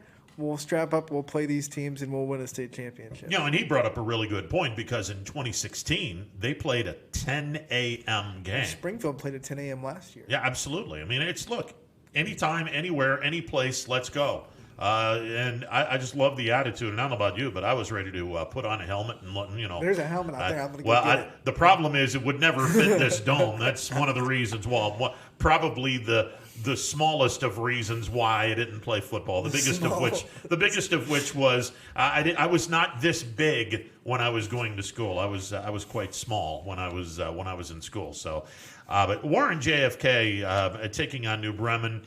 Again, according to, not according, this is now factual, the OHSAA, in concordance with Governor DeWine's 10 p.m. mandated statewide curfew, they are going to move some games back. So Friday, the New Bremen-Warren JFK game scheduled for 2 o'clock is now going to be at 1 o'clock.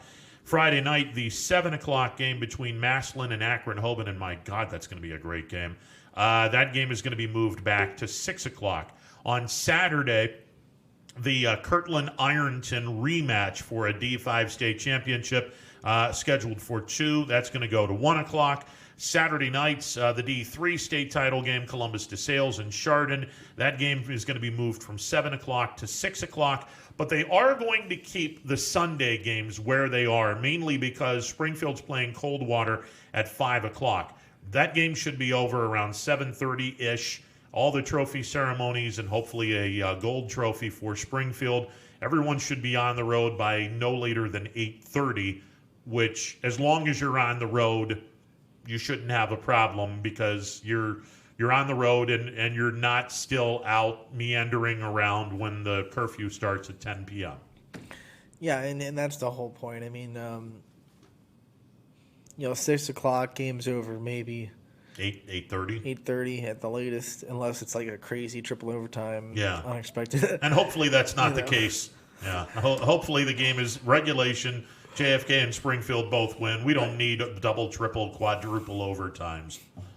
Yeah, I think they've had their share of drama this playoffs already. I mean, I don't know if they can handle any more. At least the fans. Well, Springfield's had far more drama than the last than Kennedy, second. but what do you call that? A double reverse flea flicker? Oof. I mean, yeah, that was crazy. And then win it with a defensive play. Well, the two plays at the end of the first half and the end of regulation. I mean, if you don't make either one of those plays. Yeah, I mean, in the post-game show, Coach Guerrero said he's like, there's usually 5 plays that come down to a game, and we made all 5 of them. Yeah, and you needed to. And there were about 5. There were about 5 plays that you could make the argument would have shifted the game either way, momentum-wise, and Springfield came away with all 5 of the plays. Yeah, this is a fascinating game in that. Steve Ruman, who did an outstanding job. Actually, it was Joe Simon. My apologies. Joe Simon wrote a column in today's Vindicator about this, and believe it or not, New Bremen was on the verge of not even having football. They were on the verge of dropping football altogether. And not only leaving the Midwest Athletic Conference, they were just going to drop football altogether. And then I guess a few years ago, they made the decision to put a building that would be their weightlifting facility. And that turned everything around.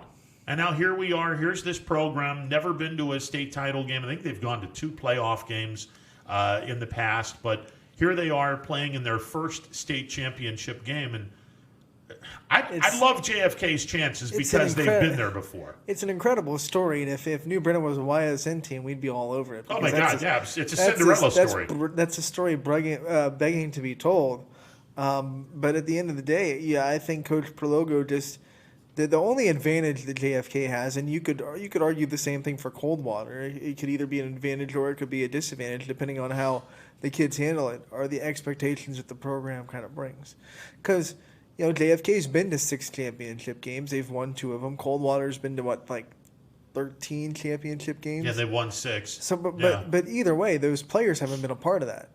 So there's still there's not an experience advantage, but there's this expectation, and you can either handle that the way JFK has, which has been great, and I don't know how Coldwater's handling it. We'll find out on Sunday.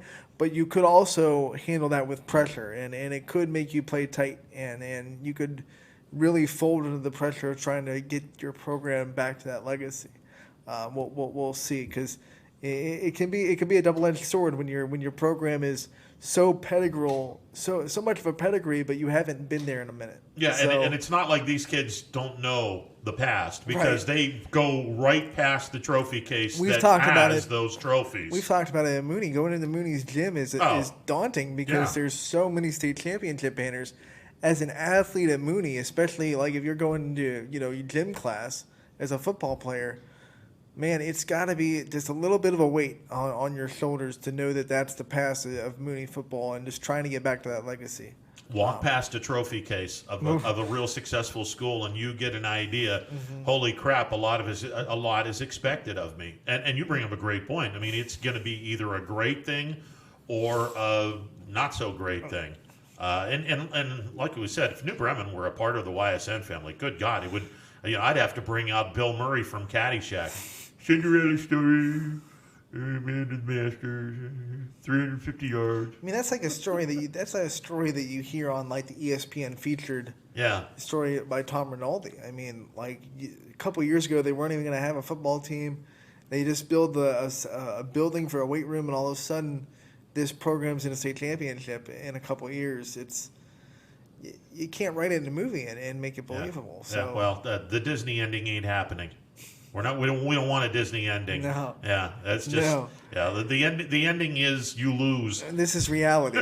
This is not scripted. This is not a scripted happy ending where the fat guy gets the hot girl. It's not going to happen. We're going to be the Willy Wonka. You get nothing. You lose. Good day, sir. Well, he was such a prick in that movie. 330-886. 0813. John Vargo coming up next. Stick around, more to come. Hi, this is Tommy Clem, owner of WRS Insurance Solutions, reminding you that it is open enrollment for Medicare. Now through December 7th, those who qualify can visit our local independent agency by calling us at 330-953-3722 or visiting us at wrsinsurancesolutions.com to learn more. Good luck to all the student athletes in the Valley. Attention all football fans. If you can't see your team play, come and dine with us and watch it live at Boardman, Canfield, or Cortland. Or staying at home, we'll deliver right to your door. That's Coca's Pizza. We serve it hot. 2020 will be a season like we've never seen before, but 21 Sports and YSN will be there for every key moment. The plays, the players, and the stories that will headline this season. Delivered by 21 Sports and YSN. Planning a project around your home or rental property? Trust the electrical service to the local experts with 62 years of serving the Mahoning Valley. Joe Dickey Electric is your local go-to source for responsive, reliable residential electrical work. From everyday maintenance and repairs to new installations, electrical upgrades, and safety inspections, no job is too big or too small. Call Joe Dickey Electric today, 800-549-3976, or visit DickeyElectric.com. That's DickeyElectric.com. Myers Family Insurance knows the importance of a great team. Our team continues to grow to help you with your Medicare and retirement needs. The annual election period is here, so it's all hands on deck to make sure your plans still meet your needs for 2020. Call us today. You may find yourself in some difficulty this winter. Don't get whacked by high heating bills. Call Michael at MP Vivo Heating and Air Conditioning. Michael is a trusted friend who will be able to help you with many things, like getting a 95% high-efficiency furnace this winter from Rude. Michael relies on Rude, so should you. Call MP Vivo Heating and Air Conditioning for a free estimate, 330-259-0486, and take care of your heating and air situation.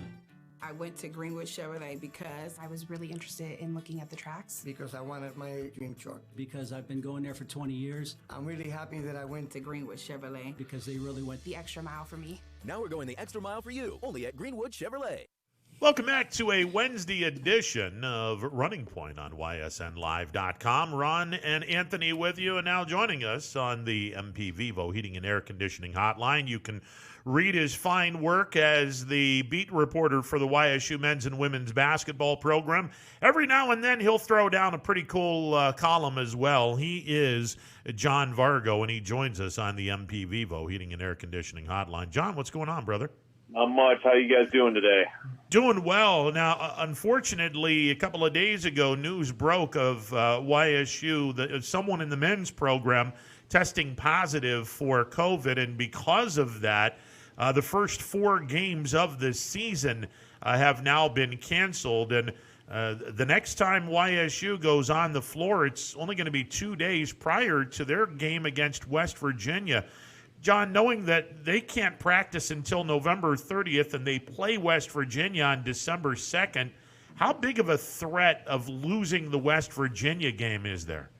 No, I think it's a huge threat. I mean, it's like, to be honest with you, I mean, you're facing probably one of the best, probably a top 15 team in the country, and you only have 2 days to prep after being off for 2 weeks.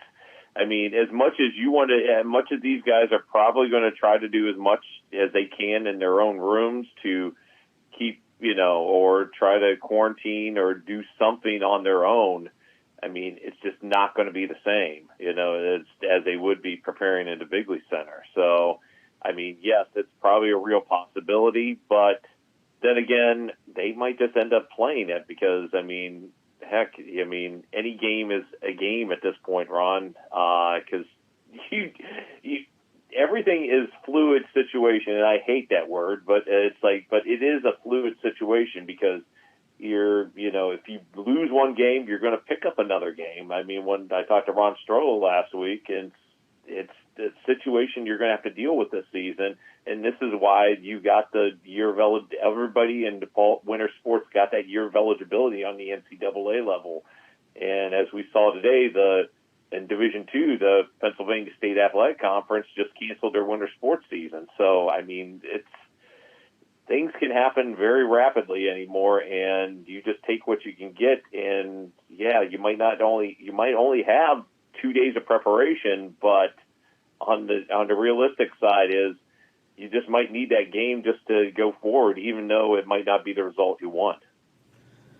Has the women's schedule been affected by this at all? I mean, I know that they use the same Beagley Center, so I didn't know if they were taking precautions for the women's program as well. I know the women's program, they're still practicing right now, and everything is still on, still a go. The Bluefield State game is still the 25th. I know they have Duquesne. They also have Point Park on the 27th and 30th. I got to double-check those, but I think those are the 2 dates they have both at home. I know everything they've tried to do for both the men's and women's teams is get as many home games as they can for the non-conference schedule so they don't have to travel, because that is just a holy mess unto itself. Because I read an Associated Press story where buses are now equipped with one of those cleaning devices, like maybe a mist or spray or different filters to keep the air out, and keep, maybe you have to have quarantine bubbles on the bus. And you're trying to fit 30 plus people. You have players, you have coaches, you have managers on the bus, trying to get that on there. And then you have, on top of that, where are you staying? Do they have precautions as well? I know I'm getting off a little tangent there, Anthony, but there's a lot of things going on here, a lot of moving parts here. But as far as the women's program goes, they are still on solid ground at far as this point. But as we know, things can change on a dime. John Vargo joining us on the MP Vivo Heating and Air Conditioning Hotline. John, not the ending that anyone was hoping to see this past Saturday. Cardinal Mooney losing to Cincinnati Marymount in the state championship game at Moffrey, which is the home of the Columbus Crew. Now, the good news is we were able to finish the soccer season and be able to finish all fall sports, and hopefully, knock on wood, we finish the fall sports with football. But the fact that those kids were able to play on the field of the Columbus Crew, a professional field, and the fact that they were in a state championship game, that's got to be memories they'll cherish forever. Oh, and my son, it's just left an indelible mark on him. For everybody on that team, all 22 kids on that team, it's just a special moment to be able to play on a professional field. And for my son and I, it was a field that we've grown up the last couple of years watching games. And especially like a guy like Zach Steffen, who now plays for the U.S. team. We've just had, it was just such emotion, and I just went through withdrawals myself on Sunday, knowing that, Saturday was the last time I'm going to see my son play, going back to kindergarten. But I'm just so happy for him that he spent that last game in Maffrey Stadium, where the Columbus Crew has played, and they've enjoyed that moment.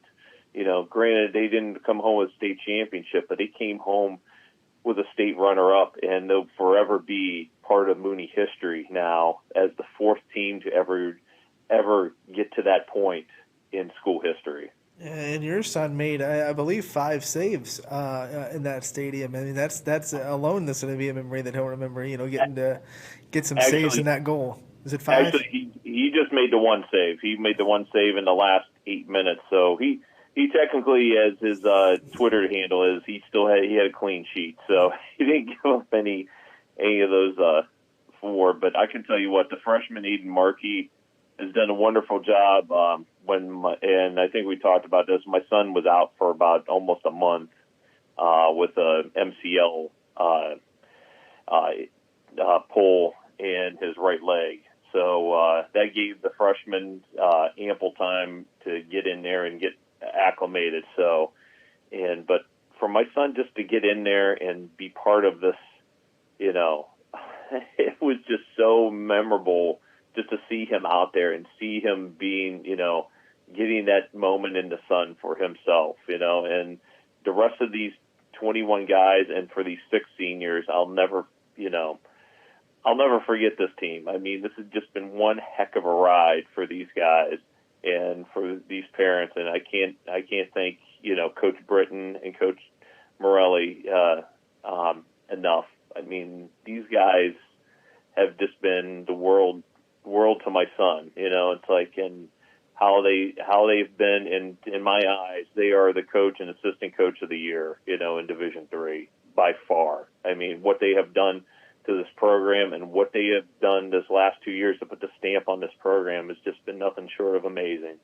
John Vargo joining us on the MP Vivo Heating and Air Conditioning Hotline. John, the fall season officially comes to a close this weekend as we have 2 games for the state championship in football on Friday, 2 games on Saturday, 2 games on Sunday, and because Governor DeWine is putting a state-mandated curfew in the state, we're going to move the Friday and Saturday games back an hour. So the 2 o'clock games now start at 1 o'clock. The 7 o'clock games now start at 6 o'clock. We had Coach Perlogo on from Warren JFK, and we asked him if there was going to be that big of a deal playing the game 1 hour earlier. A direct quote from the coach, nah. I mean, it doesn't matter. Ron, you could play it at 10 a.m., which they did the last time they played the state championship, and I can remember getting up at 4:30 in the morning to leave to go down to that state title game in 16, and boy, what a fun JFK team that was that year. So it's like, but I think this is a really good matchup for JFK. I mean, New Bremen, you're looking at a mirror image of themselves. So I think this is going to give them a test. And I think, Ron, you could play this at 7 o'clock in the morning. This team's going to be jacked up for this game. This JFK team is going, it runs through Cam Hollabaugh. It runs through Jesse Likens. This Blue Storm defense, it's not the Blue Storm defense of 2016, but I can tell you this team, right here, right now, has been improving every week, and I'll tell you what, if you ask Lucas, they're going to tell you how good their JFK's defense is. You ask Dalton, they're going to tell you how good that JFK defense was to face. So, and same with Fort Fry. Not Fort Fry, excuse me, a Newark Catholic. I'm just getting my teams mixed up here. So, and it's something else, to see JFK. I'm really happy for Coach Perlogo in his first season to be in this position, and especially for these kids. And that's what I brought up to Coach when we talked to him, how during the regular season it seemed like all eyes were on their offense, and rightfully so. Their offense was putting up unbelievable numbers in the regular season, but as the playoffs have gone on, that defense has really put its best foot forward, and it seems like they're getting better every week. I mean, it's so impressive. I mean, state semifinals, it should be hard to play good defense, and they seem to be playing better defense every round they step up. Right, and it's one of those things where you have great defense. And just let me switch real quick. I want to give a shout-out to the Howland boys soccer team. That team deserves to be in the same conversation as Medina, as St. Ignatius. I mean, what they have done this year is, to get back to that title game, has played great defense. And that team and Brian Stausch, if it's not Coach of the Year, there's some crime committed there, because that team is loaded. And I think with this thing, Howland's going to be one of not only the better teams in this area, but the better teams in the state for years to come. Well, that state championship wasn't even, it was a dominating performance. I looked at the numbers on Monday. We went through them. Howland dominated every sense of that game. It was amazing to see that in a state championship. And I'll just say this. I covered Howland, Gabe Altable's freshman year. It went down to a shootout in the district final with Lakeview, when Lakeview had some really great boys soccer teams, a couple of years ago. And that was a great game. It went down to like the 7th guy in the shootout. So it went to the second round. and it was Gabe Altawell's goal who gave him the district title. And I can remember him at that time. He was just so excited going around the field. So for him to come there to be one of the best players in the state of Ohio, it's like it's such a refreshing thing to see. Not only Mooney's team to make it there, but Howland's team. 2 teams from this area make it to a state championship game. I think this does wonders for not only both of those programs, but for soccer in this area, because it finally gets us on the map in the Mahoning Valley, where it's been just a football-dominated area. No question about that. John, before we let you go, Sunday afternoon at 5 o'clock, Springfield will be taking on Coldwater. And, we've talked about JFK and New Bremen and the similarities these two teams have.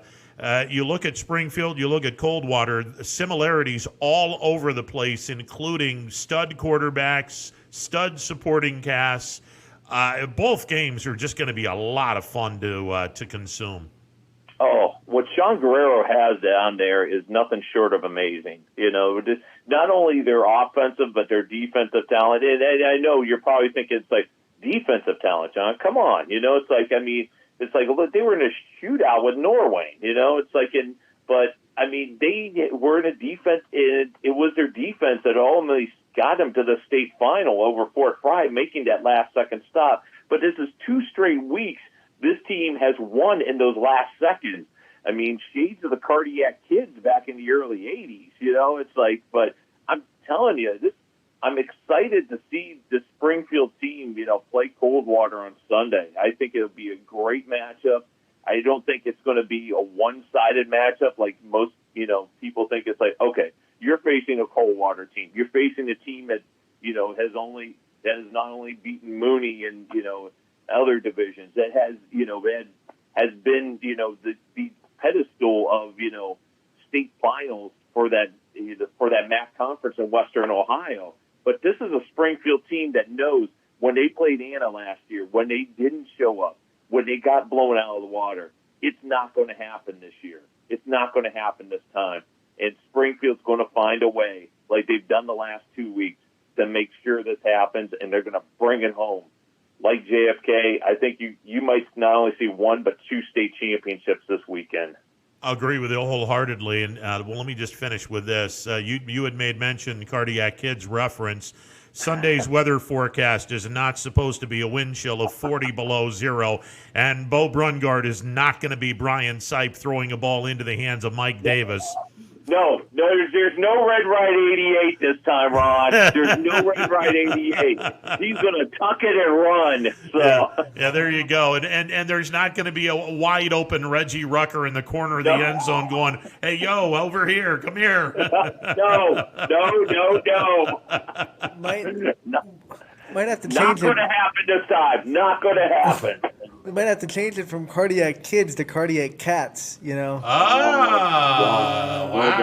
Well done, Anthony. That's a mic drop moment right there. John, always a pleasure, sir. Get back to watching Canada's best treasure to the United States from a comedic standpoint, one Eugene Levy. Yes, sir. All right, brother. Hey, have a good night. Have a good afternoon, guys. See ya. John Vargo from the Tribune Chronicle and the Vindicator. Can't mention the name of the show because it's kind of a bad name, but I think everyone understands the name of the show. If you saw the Emmy Awards, this particular show cleaned up with the show. It's a good program. Oh, it's hilarious. And Eugene Levy. You saw him in American Pie Part 1 and Part 2 and Part 3. He makes a bunch of cameos in all of them, I think. Yeah. But, he's hilarious. He's trying to find a word that describes more than hilarious. But he's good. He's a comic. He's one of those comic greats. Yeah. He's comedic. If there is a comedy Hall of Fame, which I don't know there might be, he'd be in it. Well, he's definitely in the Canadian one. He and John Candy are arguably the two best guys and 2 best comedians to come down from the great nation of Canada down to the United States and just put their mark on comedy in this country. Just 2 hilarious guys. Planes, Trains, and Automobiles. Oh, Uncle Buck was one of my favorites. That one and what was the movie where he and Dan Aykroyd were taking their families to the woods, and they were in that cabin. Dan Aykroyd's daughters, the two twins, and God. They've been in so many. It just meshes together. Yeah, to be I'm honest. going to have to look it up. That might be one of the funniest movies, underrated funny movie I've ever seen. But I can't remember the name of the title, so clearly it's not that good. Yeah, clearly it is. It obviously isn't that good. And while we were unfortunately doing our technical difficulties, we thought we were mentioning the fact that 10 minutes before the start of the show, you finally were able to get a look at... I wanted to have you see my reaction to it, so Yeah. that's why I didn't watch it until... Yeah.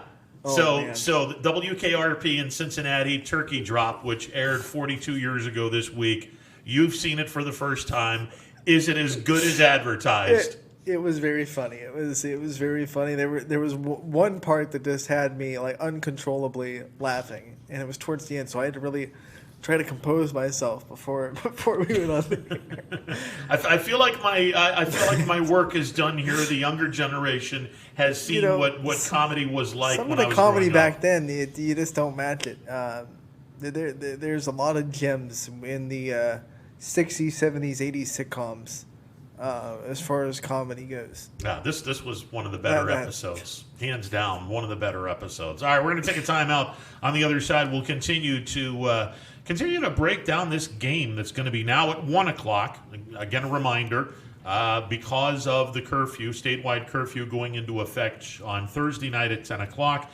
In accordance with the curfew, they have decided to move Friday and Saturday's games back an hour. So the Friday afternoon game to determine the D7 state championship is now a 1 o'clock game instead of a 2 o'clock game. So if you're planning on going down to Columbus, leave an hour earlier because the game ain't starting at 2 o'clock. If you get there at 2, you're going to probably be there at halftime. So you better get there at 1 o'clock. Or before 1 o'clock because that's when the game starts. Fortress Obetz in Columbus. Southeastern side of Columbus. It's easy to get to. And we will have no show on Friday. It just doesn't make any sense to have the show while Warren JFK is playing a state title game. All of the focus should be on Warren JFK. And that's exactly what we're going to do as our coverage will now start an hour earlier. The broadcast will be on YSN anyway. So. Exactly.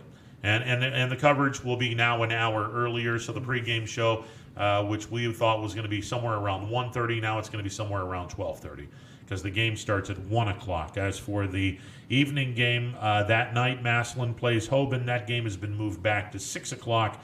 And then Saturday's games, Kirtland and Ironton, the rematch of the D5 state championship. It goes from 2 to 1 o'clock. Saturday night, the D3 state championship game between Columbus, DeSales, and Chardon moves from 7 to 6 o'clock. The Sunday games are going to remain the same because the 5 o'clock game between Springfield and Coldwater, the last of the 6 state championship games, that game should be over around 7-ish, 7:30.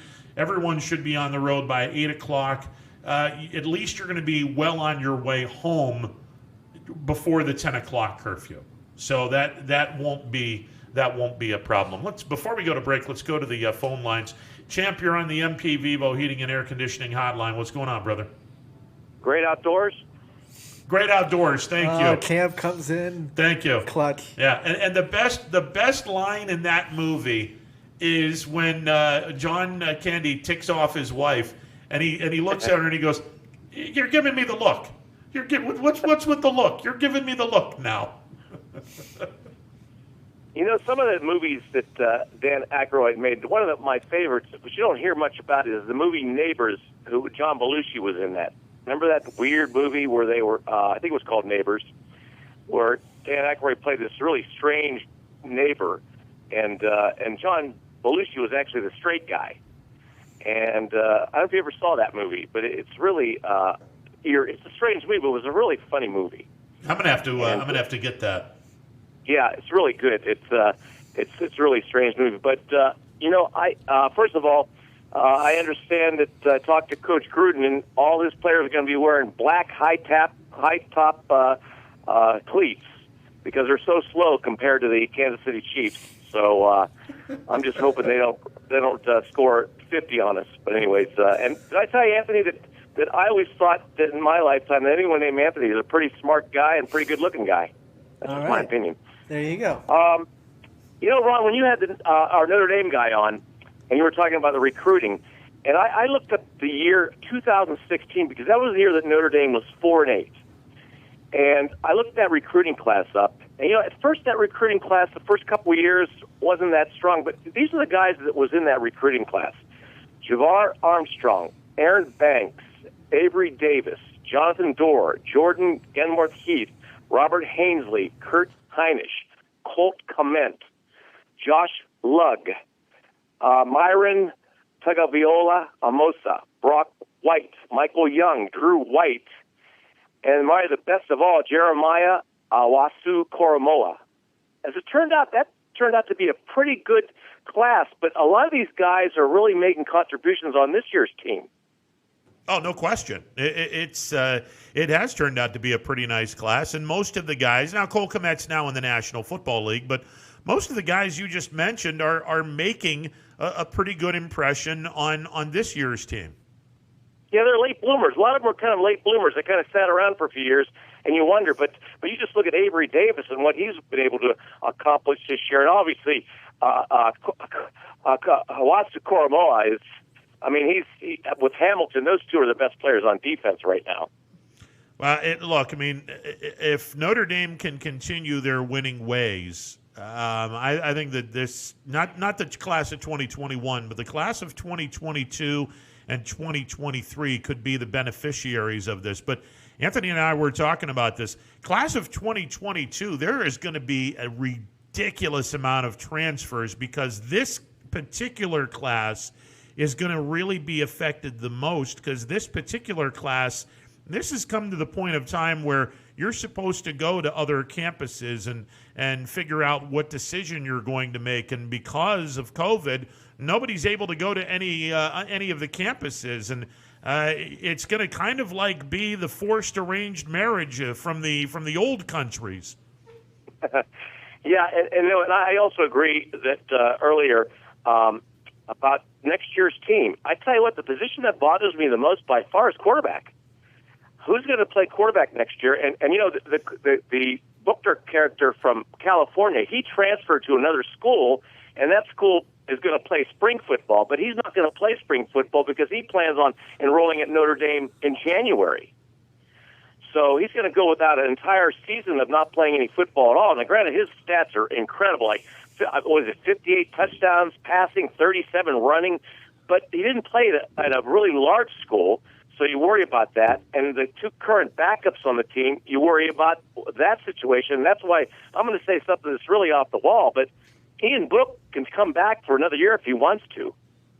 Well, he could. I just don't know. I don't know if he will. Now, then again, he won't. Then again, the quarterback in class, if you get past Lawrence and Fields, the kid from North Dakota State, Lance, who's not playing this spring, you have a couple of other quarterbacks that are starting to make some inroads, but I don't know. Do you look at the class of 2021? Could Ian Book be the best quarterback in the class of 2021? If he is, then he's going to be a high first-round draft pick because GMs go cuckoo for Cocoa Puffs over quarterbacks. There's even a talk that is his name. Who is the quarterback of Michigan? McCafferty. There's a talk that he could transfer to Notre Dame and play quarterback next year. Did you hear that rumor? Yeah, I hadn't heard that, but it would make sense because there's going to be an awful lot of change in Ann Arbor. I don't expect Jim Harbaugh is going to be there after this year. And truth be told, Champ, way back in the day when Michigan was in hard times, they went to Ohio to pick up their coach, Bo Schembechler, and then the 10-year war with Woody started. I think that if Michigan were smart, and one would never say Michigan and smart in the same sentence, but I digress. Or Georgia, unless you're talking about their coach. Or Georgia, exactly. If Michigan were smart, they should probably get a hold of Luke Fickell's agent right now and promise him anything and everything to get him to Michigan, because if Luke Fickell went to Michigan, I think not only would he be able to turn around that program, I think that an absolute war between Michigan and Ohio State would be on the horizon, because I still think Fickell believes he was screwed out of a potential job. Yeah, and obviously the Iowa State coach is always mentioned in terms of up-and-coming young coaches. But ironically, because one of the greatest coaches ever from Michigan came from that area around Cincinnati where Fickell's coaching now, and that's Bo Schembechler, who I think he was at Miami, wasn't he? Yeah, he was at Miami of Ohio. Yes, sir. Yeah. Like the Cradle coach, I think Weave Eubank actually coached there too, didn't he? Yeah, I believe he did. Yes, sir. Yeah, but interesting. But I think this situation with Harbaugh, and believe me, they don't want to fire him. I think they're going to try to buy him out eventually, because that's just, you just don't fire someone that's given a lot of his career at Michigan. He's a Michigander. He's from Detroit, I think, originally, but. Yeah, you just don't do it like that. I think they're going to buy him out, but that's a good question. But is Michigan? I mean, I think that the Big Ten needs Michigan to be good as like Ohio State is. I think it hurts the Big Ten when Michigan's down right now. It's obvious it's hurting them. Well, I agree with that, but the double-edged sword in the Big Ten this year is not only is Michigan down, Penn State's down, and nobody saw this coming. They have Indiana in the top 10. Yeah, Indiana. It's looking like a basketball poll. Indiana's the second best team in this god-awful conference right now. I mean, let that sink in. Now, of course, if Indiana does the unthinkable on Saturday, now everyone's got to take them seriously because, well, they just knocked off mighty Ohio State. But, look, I got a feeling Indiana's going to be in Saturday's game to the national anthem. They're going to get destroyed on Saturday by Ohio State.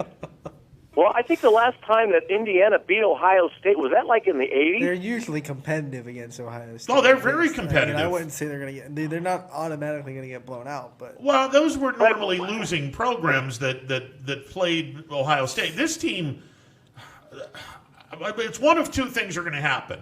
Either Indiana's going to beat Ohio State by 2 or 3 points in a last-second field goal, and no one's going to storm the field because it's COVID after all. Notre Dame did. Notre Dame Indiana. did, Notre Dame. Notre Dame kind of did. But isn't Indiana playing in Columbus? I don't know. If that's it, then they won't start the field. But if it's in Indiana, there's. It's either going to be a close game. Indiana wins last second, or Ohio State beats them by 30+. And I'm beginning to think Ohio State's going to beat them by 30+.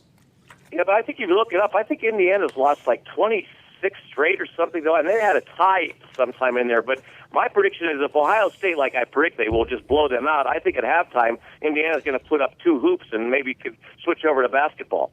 That's how bad it's going to be for Indiana. Maybe Bobby Knight will come in. Maybe they'll bring in Gene Hackman. Yeah, maybe Bobby Knight will come in and start throwing chairs around and say, "Hey, listen, guys, I don't like losing to Ohio State.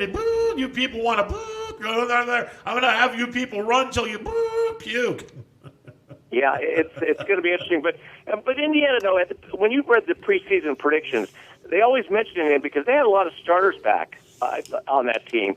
So I think that they were not. I don't think it's a big surprise that they're doing this well. I think it's more of a surprise how bad Penn State and Michigan and some of these other schools are doing. That's the bigger story. Yeah, and that's the reason why the Big Ten is nowhere near. Yeah, Minnesota had a good year last year, but yeah, and they're not exactly a juggernaut in football. Let's be honest. I mean, in fact, other than Michigan and Ohio State, they might have been the last team to win the Big Ten, Minnesota in the 60s. Minnesota is one of those teams that the Big Ten can really – it's important for the Big Ten because it's one of those middle teams that you can say is decent. They can go up against other conferences. So that's what the Big Ten needs to really be in the conversation. They need those middle teams to be good, and the fact that teams like Minnesota are doing so bad, that's really bad for the conference. Now, the one team that is living up to and actually exceeding expectations this year is Northwestern, and they'll get tested when they play Wisconsin. We're talking about Northwestern. And you have to a little academic scholar thing. Let's adjust the glasses here. And Northwestern, thou shalt be playing against Wisconsin, and we'll see what happens here. Proclamations. Is that the next game? Wisconsin playing Northwestern? Yes. Isn't that next? Yeah, they're playing this Saturday. So the newbies are going to be taking on the established crews. Yeah, that's well. Wisconsin has to play some games. That's their problem right now. They're just scrambling to get enough games in so they can qualify to play in the Big Ten championship game. Yeah, well, and that's the shame on the Big Ten for having that rule because you know a couple. I think Ohio State can miss one game and still play enough games to where they get to the Big Ten championship. Wisconsin cannot afford to lose any more games. Otherwise, they don't get another. They don't get a shot in the Big Ten title. Well, that's what happens when you start the season so late. I mean, the SEC and the other conferences had a chance to have buys and make up dates, but like the Pac-12, I mean, and even the MAC, they're under the gun right now. When you cancel a game, it's postponed. You ain't playing it anymore. It's done. Cancel. Yeah, you're right. And unfortunately, but now the ACC, they're starting to feel it, but because they started early, they should still be in pretty good shape. Although some of those schools, they're going to barely finish their season. Well, my final comment is that I've heard that Coach Gruden has mapped out the bus route for Andy Reid after they beat up the Raiders to go around that stadium in that bus ride. So he's mapped out a victory lap. Don't worry. Hey, just so you know, champ, today is the 52nd anniversary of the infamous Heidi game. Oh, great. Well, that's the one controversial game that actually turned out good for the Raiders, unlike the Immaculate Reception and the Rob Lytle fumble and the tuck rule, and you go on and on and on again. It's just, although the Holy Roller turned out pretty good for the Raiders. I was going to say the Holy Roller did turn out pretty good. I mean, it was illegal as hell, but it turned out great.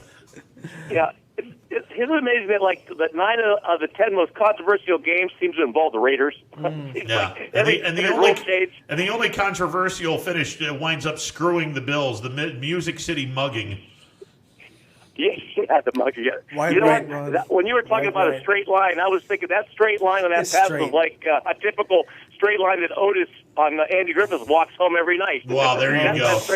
That's the best line ever. Appreciate it, Jim. Yeah, that's the ultimate. Okay, take care, buddy. Take care. Yeah, and he's 100% right. There ain't no straight line. It was a straight pass, Ron. Straight pass, my butt. That ball went here to here. It ain't straight. That's here to here. Yeah. Here to here. That's not straight. This is not straight. That's backwards. Here to here. That's a backwards pass. No. You know, you're going... You're looking at it from the other way. Stop that. As God is my witness, I thought turkeys could fly. All right, 330-886-0813. We'll take a timeout. Be back in a bit. Stick around. Hi, this is Tommy Clem, owner of WRS Insurance Solutions, reminding you that it is open enrollment for Medicare. Now through December 7th, those who qualify can visit our local independent agency by calling us at 330-953-3722 or visiting us at wrsinsurancesolutions.com to learn more. Good luck to all the student athletes in the Valley.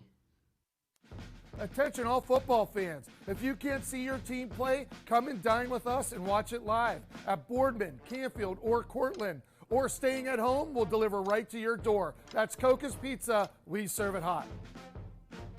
2020 will be a season like we've never seen before, but 21 Sports and YSN will be there for every key moment. The plays, the players, and the stories that will headline this season. Delivered by 21 Sports and YSN. Planning a project around your home or rental property? Trust the electrical service to the local experts with 62 years of serving the Mahoning Valley. Joe Dickey Electric is your local go-to source for responsive, reliable residential electrical work. From everyday maintenance and repairs to new installations, electrical upgrades, and safety inspections, no job is too big or too small. Call Joe Dickey Electric today, 800-549-3976, or visit DickeyElectric.com. That's DickeyElectric.com. Myers Family Insurance knows the importance of a great team. Our team continues to grow to help you with your Medicare and retirement needs. The annual election period is here, so it's all hands on deck to make sure your plans still meet your needs for 2020. Call us today. I went to Greenwood Chevrolet because I was really interested in looking at the tracks. Because I wanted my dream truck. Because I've been going there for 20 years. I'm really happy that I went to Greenwood Chevrolet. Because they really went the extra mile for me. Now we're going the extra mile for you, only at Greenwood Chevrolet. Welcome back to a Wednesday edition of Running Point on YSNLive.com. Ron Potesta with you alongside Anthony Hardwig. Tomorrow, we're hoping to have Sean Guerrero on, the head football coach of the Springfield Tigers, as we will preview the Springfield game against Coldwater. That game is set for Sunday afternoon at 5 p.m. Anthony, we had Coach Perlogo on earlier in the program today, and we certainly thank Coach Perlogo for taking some time out of what is turning out to be an insanely busy schedule. These two teams, they just mirror each other. You've got two terrific quarterbacks, Cam Holobaugh for Warren JFK, Mitchell Hayes for the New Bremen Cardinals. Coach Perlogo is a huge Florida fan, and he likes to say that Cam Holobaugh is the Tim Tebow of the quarterback. I expect a jump pass, Cam. Let's get the Tebow jump pass at the goal line. Oh, there you go. I like that. I like that. He compares Mitchell Hayes, Mitchell Hayes to Johnny Manziel. Now, this was not last call Johnny Manziel. Not the Cleveland Browns issue where he was just a flaming hot mess. We're talking about arguably a great quarterback at Texas A&M. And it got us to thinking, well, Manziel had a pretty good receiver in Mr. Evans, who caught passes, who's now catching passes for Tom Brady at Tampa Bay. Does New Bremen have that kind of a guy? Well, actually they do. Dan Holman is 6'2", and according to Coach Perlogo, he's as good as they've seen this year. So this is going to be a fun game. I think it's just going to be a fun atmosphere on Friday afternoon at 1 o'clock at Fortress Obetz, southeast of Columbus. All right, let's get to the phone lines. 330-886-0813. Emmanuel, you're on the MP Vivo Heating and Air Conditioning Hotline. What's going on, brother? Well, how you guys doing today? Good. Anthony, how you doing? I'm doing good. I'm always a better show when we get to hear your voice, Emmanuel. Well, I was trying to mind my own business, but the last thing I heard you guys talk about, was the WKRP. Yeah. So I wake up this morning and I got my cup of coffee, and I'm watching the local news, and the trivia question was, can turkeys fly? I just heard what Champ says. I like that with Otis, but I have to bring the humanity. I thought turkeys could fly. That was the craziest thing. As God is my witness. I thought turkeys could fly. That's the walk-off mic drop on the end of that episode. It's just hilarious. But that started one of the worst urban legends ever, because wild turkeys can fly. Yes, they can. But not the ones that are raised on the farm, because they are too heavy. But the humanity of it all was unbelievable. But I thought I would call in and tell you fellas about that. Okay? Well, I mean, did you at least call in and try to be the whatever caller to get the prize? No. Okay. All right. Well, it's I look at it this way, and me and you go way back. I don't know, not sports, but my better half passed away of cancer, and somehow I won some tickets, and I will never ever forget my little girls banging on that glass watching the Phantoms play. That was just unbelievable. Yeah, chicks dig hockey players. By the way, we are hoping to get the CEO of the Youngstown Phantoms on the air. They've already started their season, and we have a great relationship, or at least I had a great relationship with the Phantoms organization dating back to my time over at iHeart, and we'll certainly invite the CEO of the Phantoms on, because that's a lot of fun going down to Cavelli Center and banging on that glass, watching those kids play hockey. And they do so much. They do so much with the kids in school. But not only that, I'm going to tell you, I've always said it about the Scrappers, but I got to say the same thing about the Phantoms. They're the best ticket money can buy. I mean, they're a diamond in the rough, and it's just great hockey. It's the whole thing is nice. That's all I got to say about that. And unfortunately, now that the Scrappers appear to be an extinct organization, no official word yet, but we got some glimpses when somebody inadvertently mentioned the New York Penn League is getting canceled. it would appear that we're dangerously close to not having baseball on the professional level in the Mahoning Valley in 2021. That's the damn shame of all of this, Emmanuel. It's I'm not a fan of how they're readjusting minor league baseball, but unfortunately, these are the times, and the commissioner is certainly not of the old school. He's not a fan of the old school. So, well, I agree because seeing people like Cece and those guys come through there was just amazing, and kudos and a shout out to all the families that put these young men up, and kept them straight and narrow, all the way up to the big team up there in Cleveland. And I'm a Yankees fan, and I'm saying that. Yeah. So with this area is going to miss something. But once again, the Phantoms they're the thing to do. And I don't want to steal Anthony's thunder, so I got to shut up because I can't wait to talk to you about high school basketball. I mean, there's some teams, that I'm thinking like Springfield. Both boys and girls should be pretty good. I still think Columbiana girls got a run left in them. And I think McDonald's boys and girls. Okay, Anthony, I'm going to shut up. You guys have a great show. I'll talk to you later. All right, always a pleasure, Emmanuel. And while he's saying that, found out Governor DeWine has flat out said winter sports are going to go on as planned. Nothing has changed. We're going to go and do the thing. Yeah, we're going to start the season. And nothing has changed. Everything is still in place. Right now. Yeah, we're just going to we're just going to sit back and have a regular season, and hopefully we don't get a massive COVID outbreak that forces the stoppage of the basketball and the winter sports. Yeah, and before technical difficulties, we brought up the schedule start next week. So if you were going to make a decision about postponing the season, you would have to do it pretty soon. I just brought up Crestview schedule because it was the one I had on my phone of late.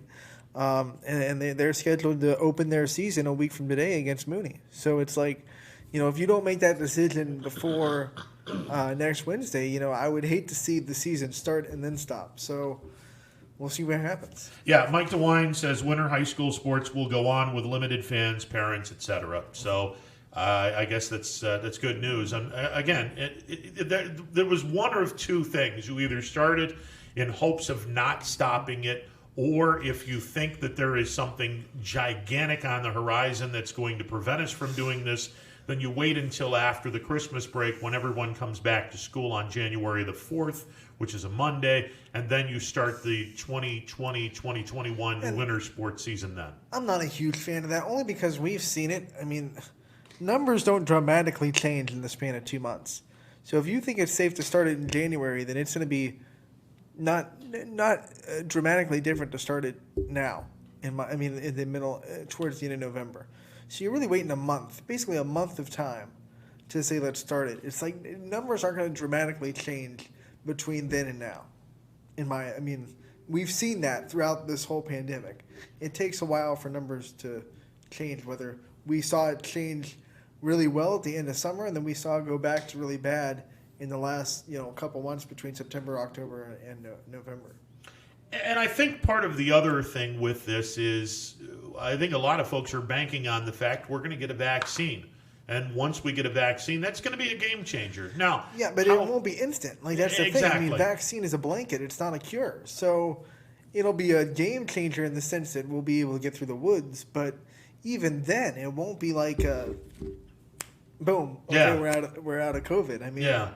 It takes a while for a vaccine to work its way around the body. Not to mention the fact that the availability of the vaccine is going to be in question. Polio vaccine came out in the 50s, but we hadn't eradicated the disease until, I believe, the 70s. So it took 20 years to really completely get rid of polio after the vaccine came out. This is true.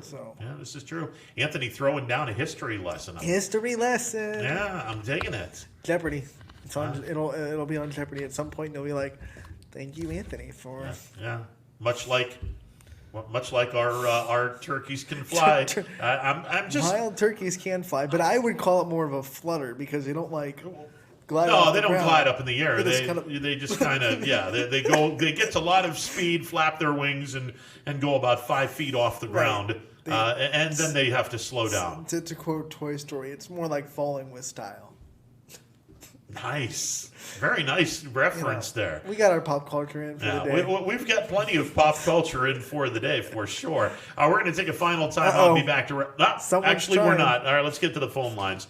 All right, you're on the MP Vivo Heating and Air Conditioning Hotline. What's going on? Hello, I need to be connected to someone in management so I can leave another voicemail. We can do that. Let me put you on hold. We'll get someone on that immediately. We'll take a timeout. Be back to wrap this puppy up. Stick around. Final segment of Running Point presented by Greenwood Chevrolet on Mahoning Avenue in Austintown. Coming up in a bit. Stick around. Baird Brothers remains your source for fine hardwood products. For the time being, we're open for customer pickup only on weekdays, 9 a.m. to 4 p.m., and Saturday from 9 a.m. till noon. Place your order online at BairdBrothers.com. Baird Brothers, for the place you love. Quality, customer service, and integrity. Those are the 4 words that have driven our success since 1957 at Joe Dickey Electric. Joe Dickey Electric is one Mahoning Valley landmark business that stays current with the requirements of our customers. Family owned and managed, we are an electrical contractor and energy solutions provider. Every member of our team adds to his or her skill set through ongoing training. Residential, commercial, industrial, automotive, and more. We keep ahead of the needs of our customers with a fleet of more than 50 vehicles and 24/7 emergency service, so you're never left in the dark. The 4M Company, being an architect and construction manager for over 40 years, has had the opportunity to use many different electrical businesses for our projects. The depth, quality, and knowledge and attention to detail displayed by Dickey Electric makes them stand out above all the rest. For state-of-the-art expertise and a timeless commitment to our customers, contact Joe Dickey Electric. We are everything electrical.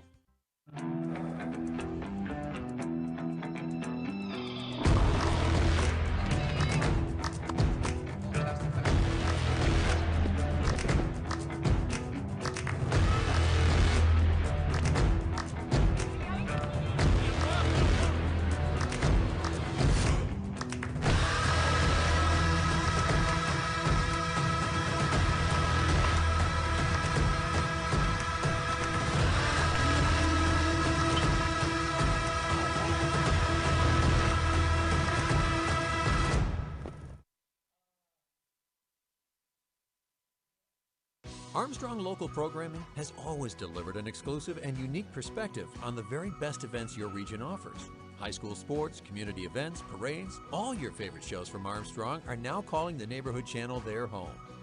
Watch Out and About, Locally Speaking, and many other great local shows right here on the Armstrong Neighborhood Channel. Find out everything that the Neighborhood Channel has to offer at ArmstrongNeighborhood.com. Spirit, town pride, local communities. Welcome to the neighborhood.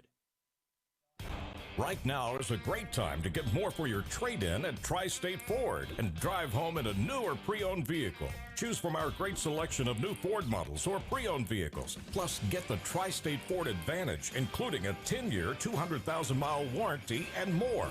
At Tri-State Ford, we'll pay you top dollar for your trade, but you don't have to purchase one of ours to sell us yours. Customer focus, community driven. Tri-State Ford East Liverpool or visit tristateford.net. 21 News. Let's get right to our top story tonight. More experienced reporters. A new Wilmington restaurant. GM Lordstown. Telling more local stories. We'll look at efforts boy is recovering from a broken around our valley. Community in Niles. We are here in Youngstown, right up. Because you expect. It's important for everyone. No place like home. More local news. In Mercer County Court. 21 News is our valley's #1 local news. Welcome home to a home made homier with Baird Brothers Fine Hardwoods. Inspiration starts at BairdBrothers.com and is turned into reality when high-quality hardwoods are delivered right to your home. Baird Brothers has the latest design trends, shiplap and skinny lap interior siding, antique oak rustic flooring, and, well, you'll find them all at BairdBrothers.com. Ordered easily, delivered conveniently, enjoyed comfortably. BairdBrothers.com. Attention football fans, order Koch's Pizza tailgate package for only $54.99. You'll receive 24 slices of our delicious cheese pizza, 20 jumbo wings, and 2 of our famous foot-long pepperoni rolls. Koch's Pizza, we serve it hot. Hi, this is Tommy Clem, owner of WRS Insurance Solutions. WRS Insurance Solutions is a local independent agency that specializes in life, Medicare, long-term care, and disability products. Call us at 330-953-3722 or visit us at wrsinsuranceSolutions.com to learn more. Good luck to all the student athletes in the Valley. Your Armstrong services are more important than ever. There are more and more connected devices in the home these days. To get the most out of your experience, you need a network that is always getting better. You deserve superior performance, and that's what Armstrong offers every day. Whether you're working from home, enjoying your favorite content together, or simply catching up while apart, count on Armstrong to keep you connected to what matters most.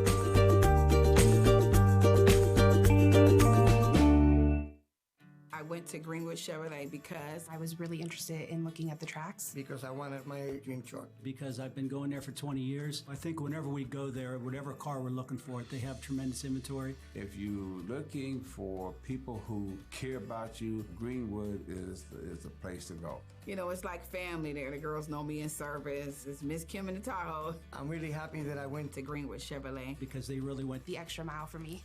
Now we're going the extra mile for you, only at Greenwood Chevrolet.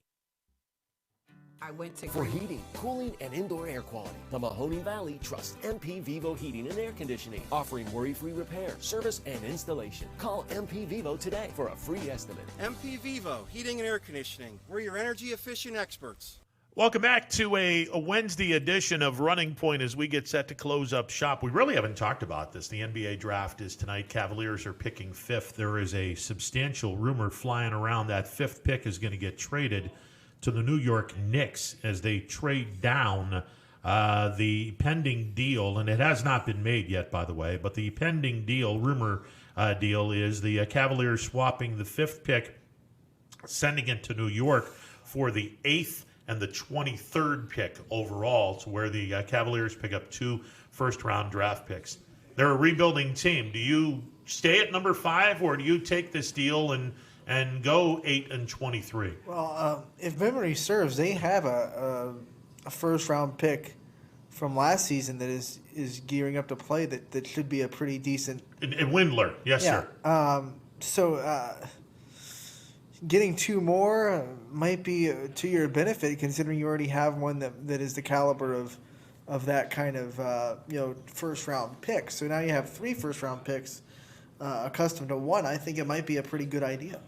Well, and the other thing that I think the Cavaliers could be looking at is Okongwu is the kid from USC. He's the center who's an incredibly dominant defensive player. If they decide they want to do that and pick him at number 8, he can play behind Andre Drummond, assuming the Cavaliers keep Andre Drummond. Now, all of a sudden, now you get some defense in the post position. This could be a lot of fun, but we'll see what happens. I'm looking forward to the draft tonight. I'm also looking forward to Power Hour, which is coming up next. That'll do it for the show. Many, many thanks to Coach Prologo and to Brian Driscoll, as well as Brian Tolnar. We're out of here. We'll talk tomorrow. Hopefully, fingers crossed, Sean Guerrero joins the show tomorrow, and I swear, as God is my witness, I thought turkeys could fly.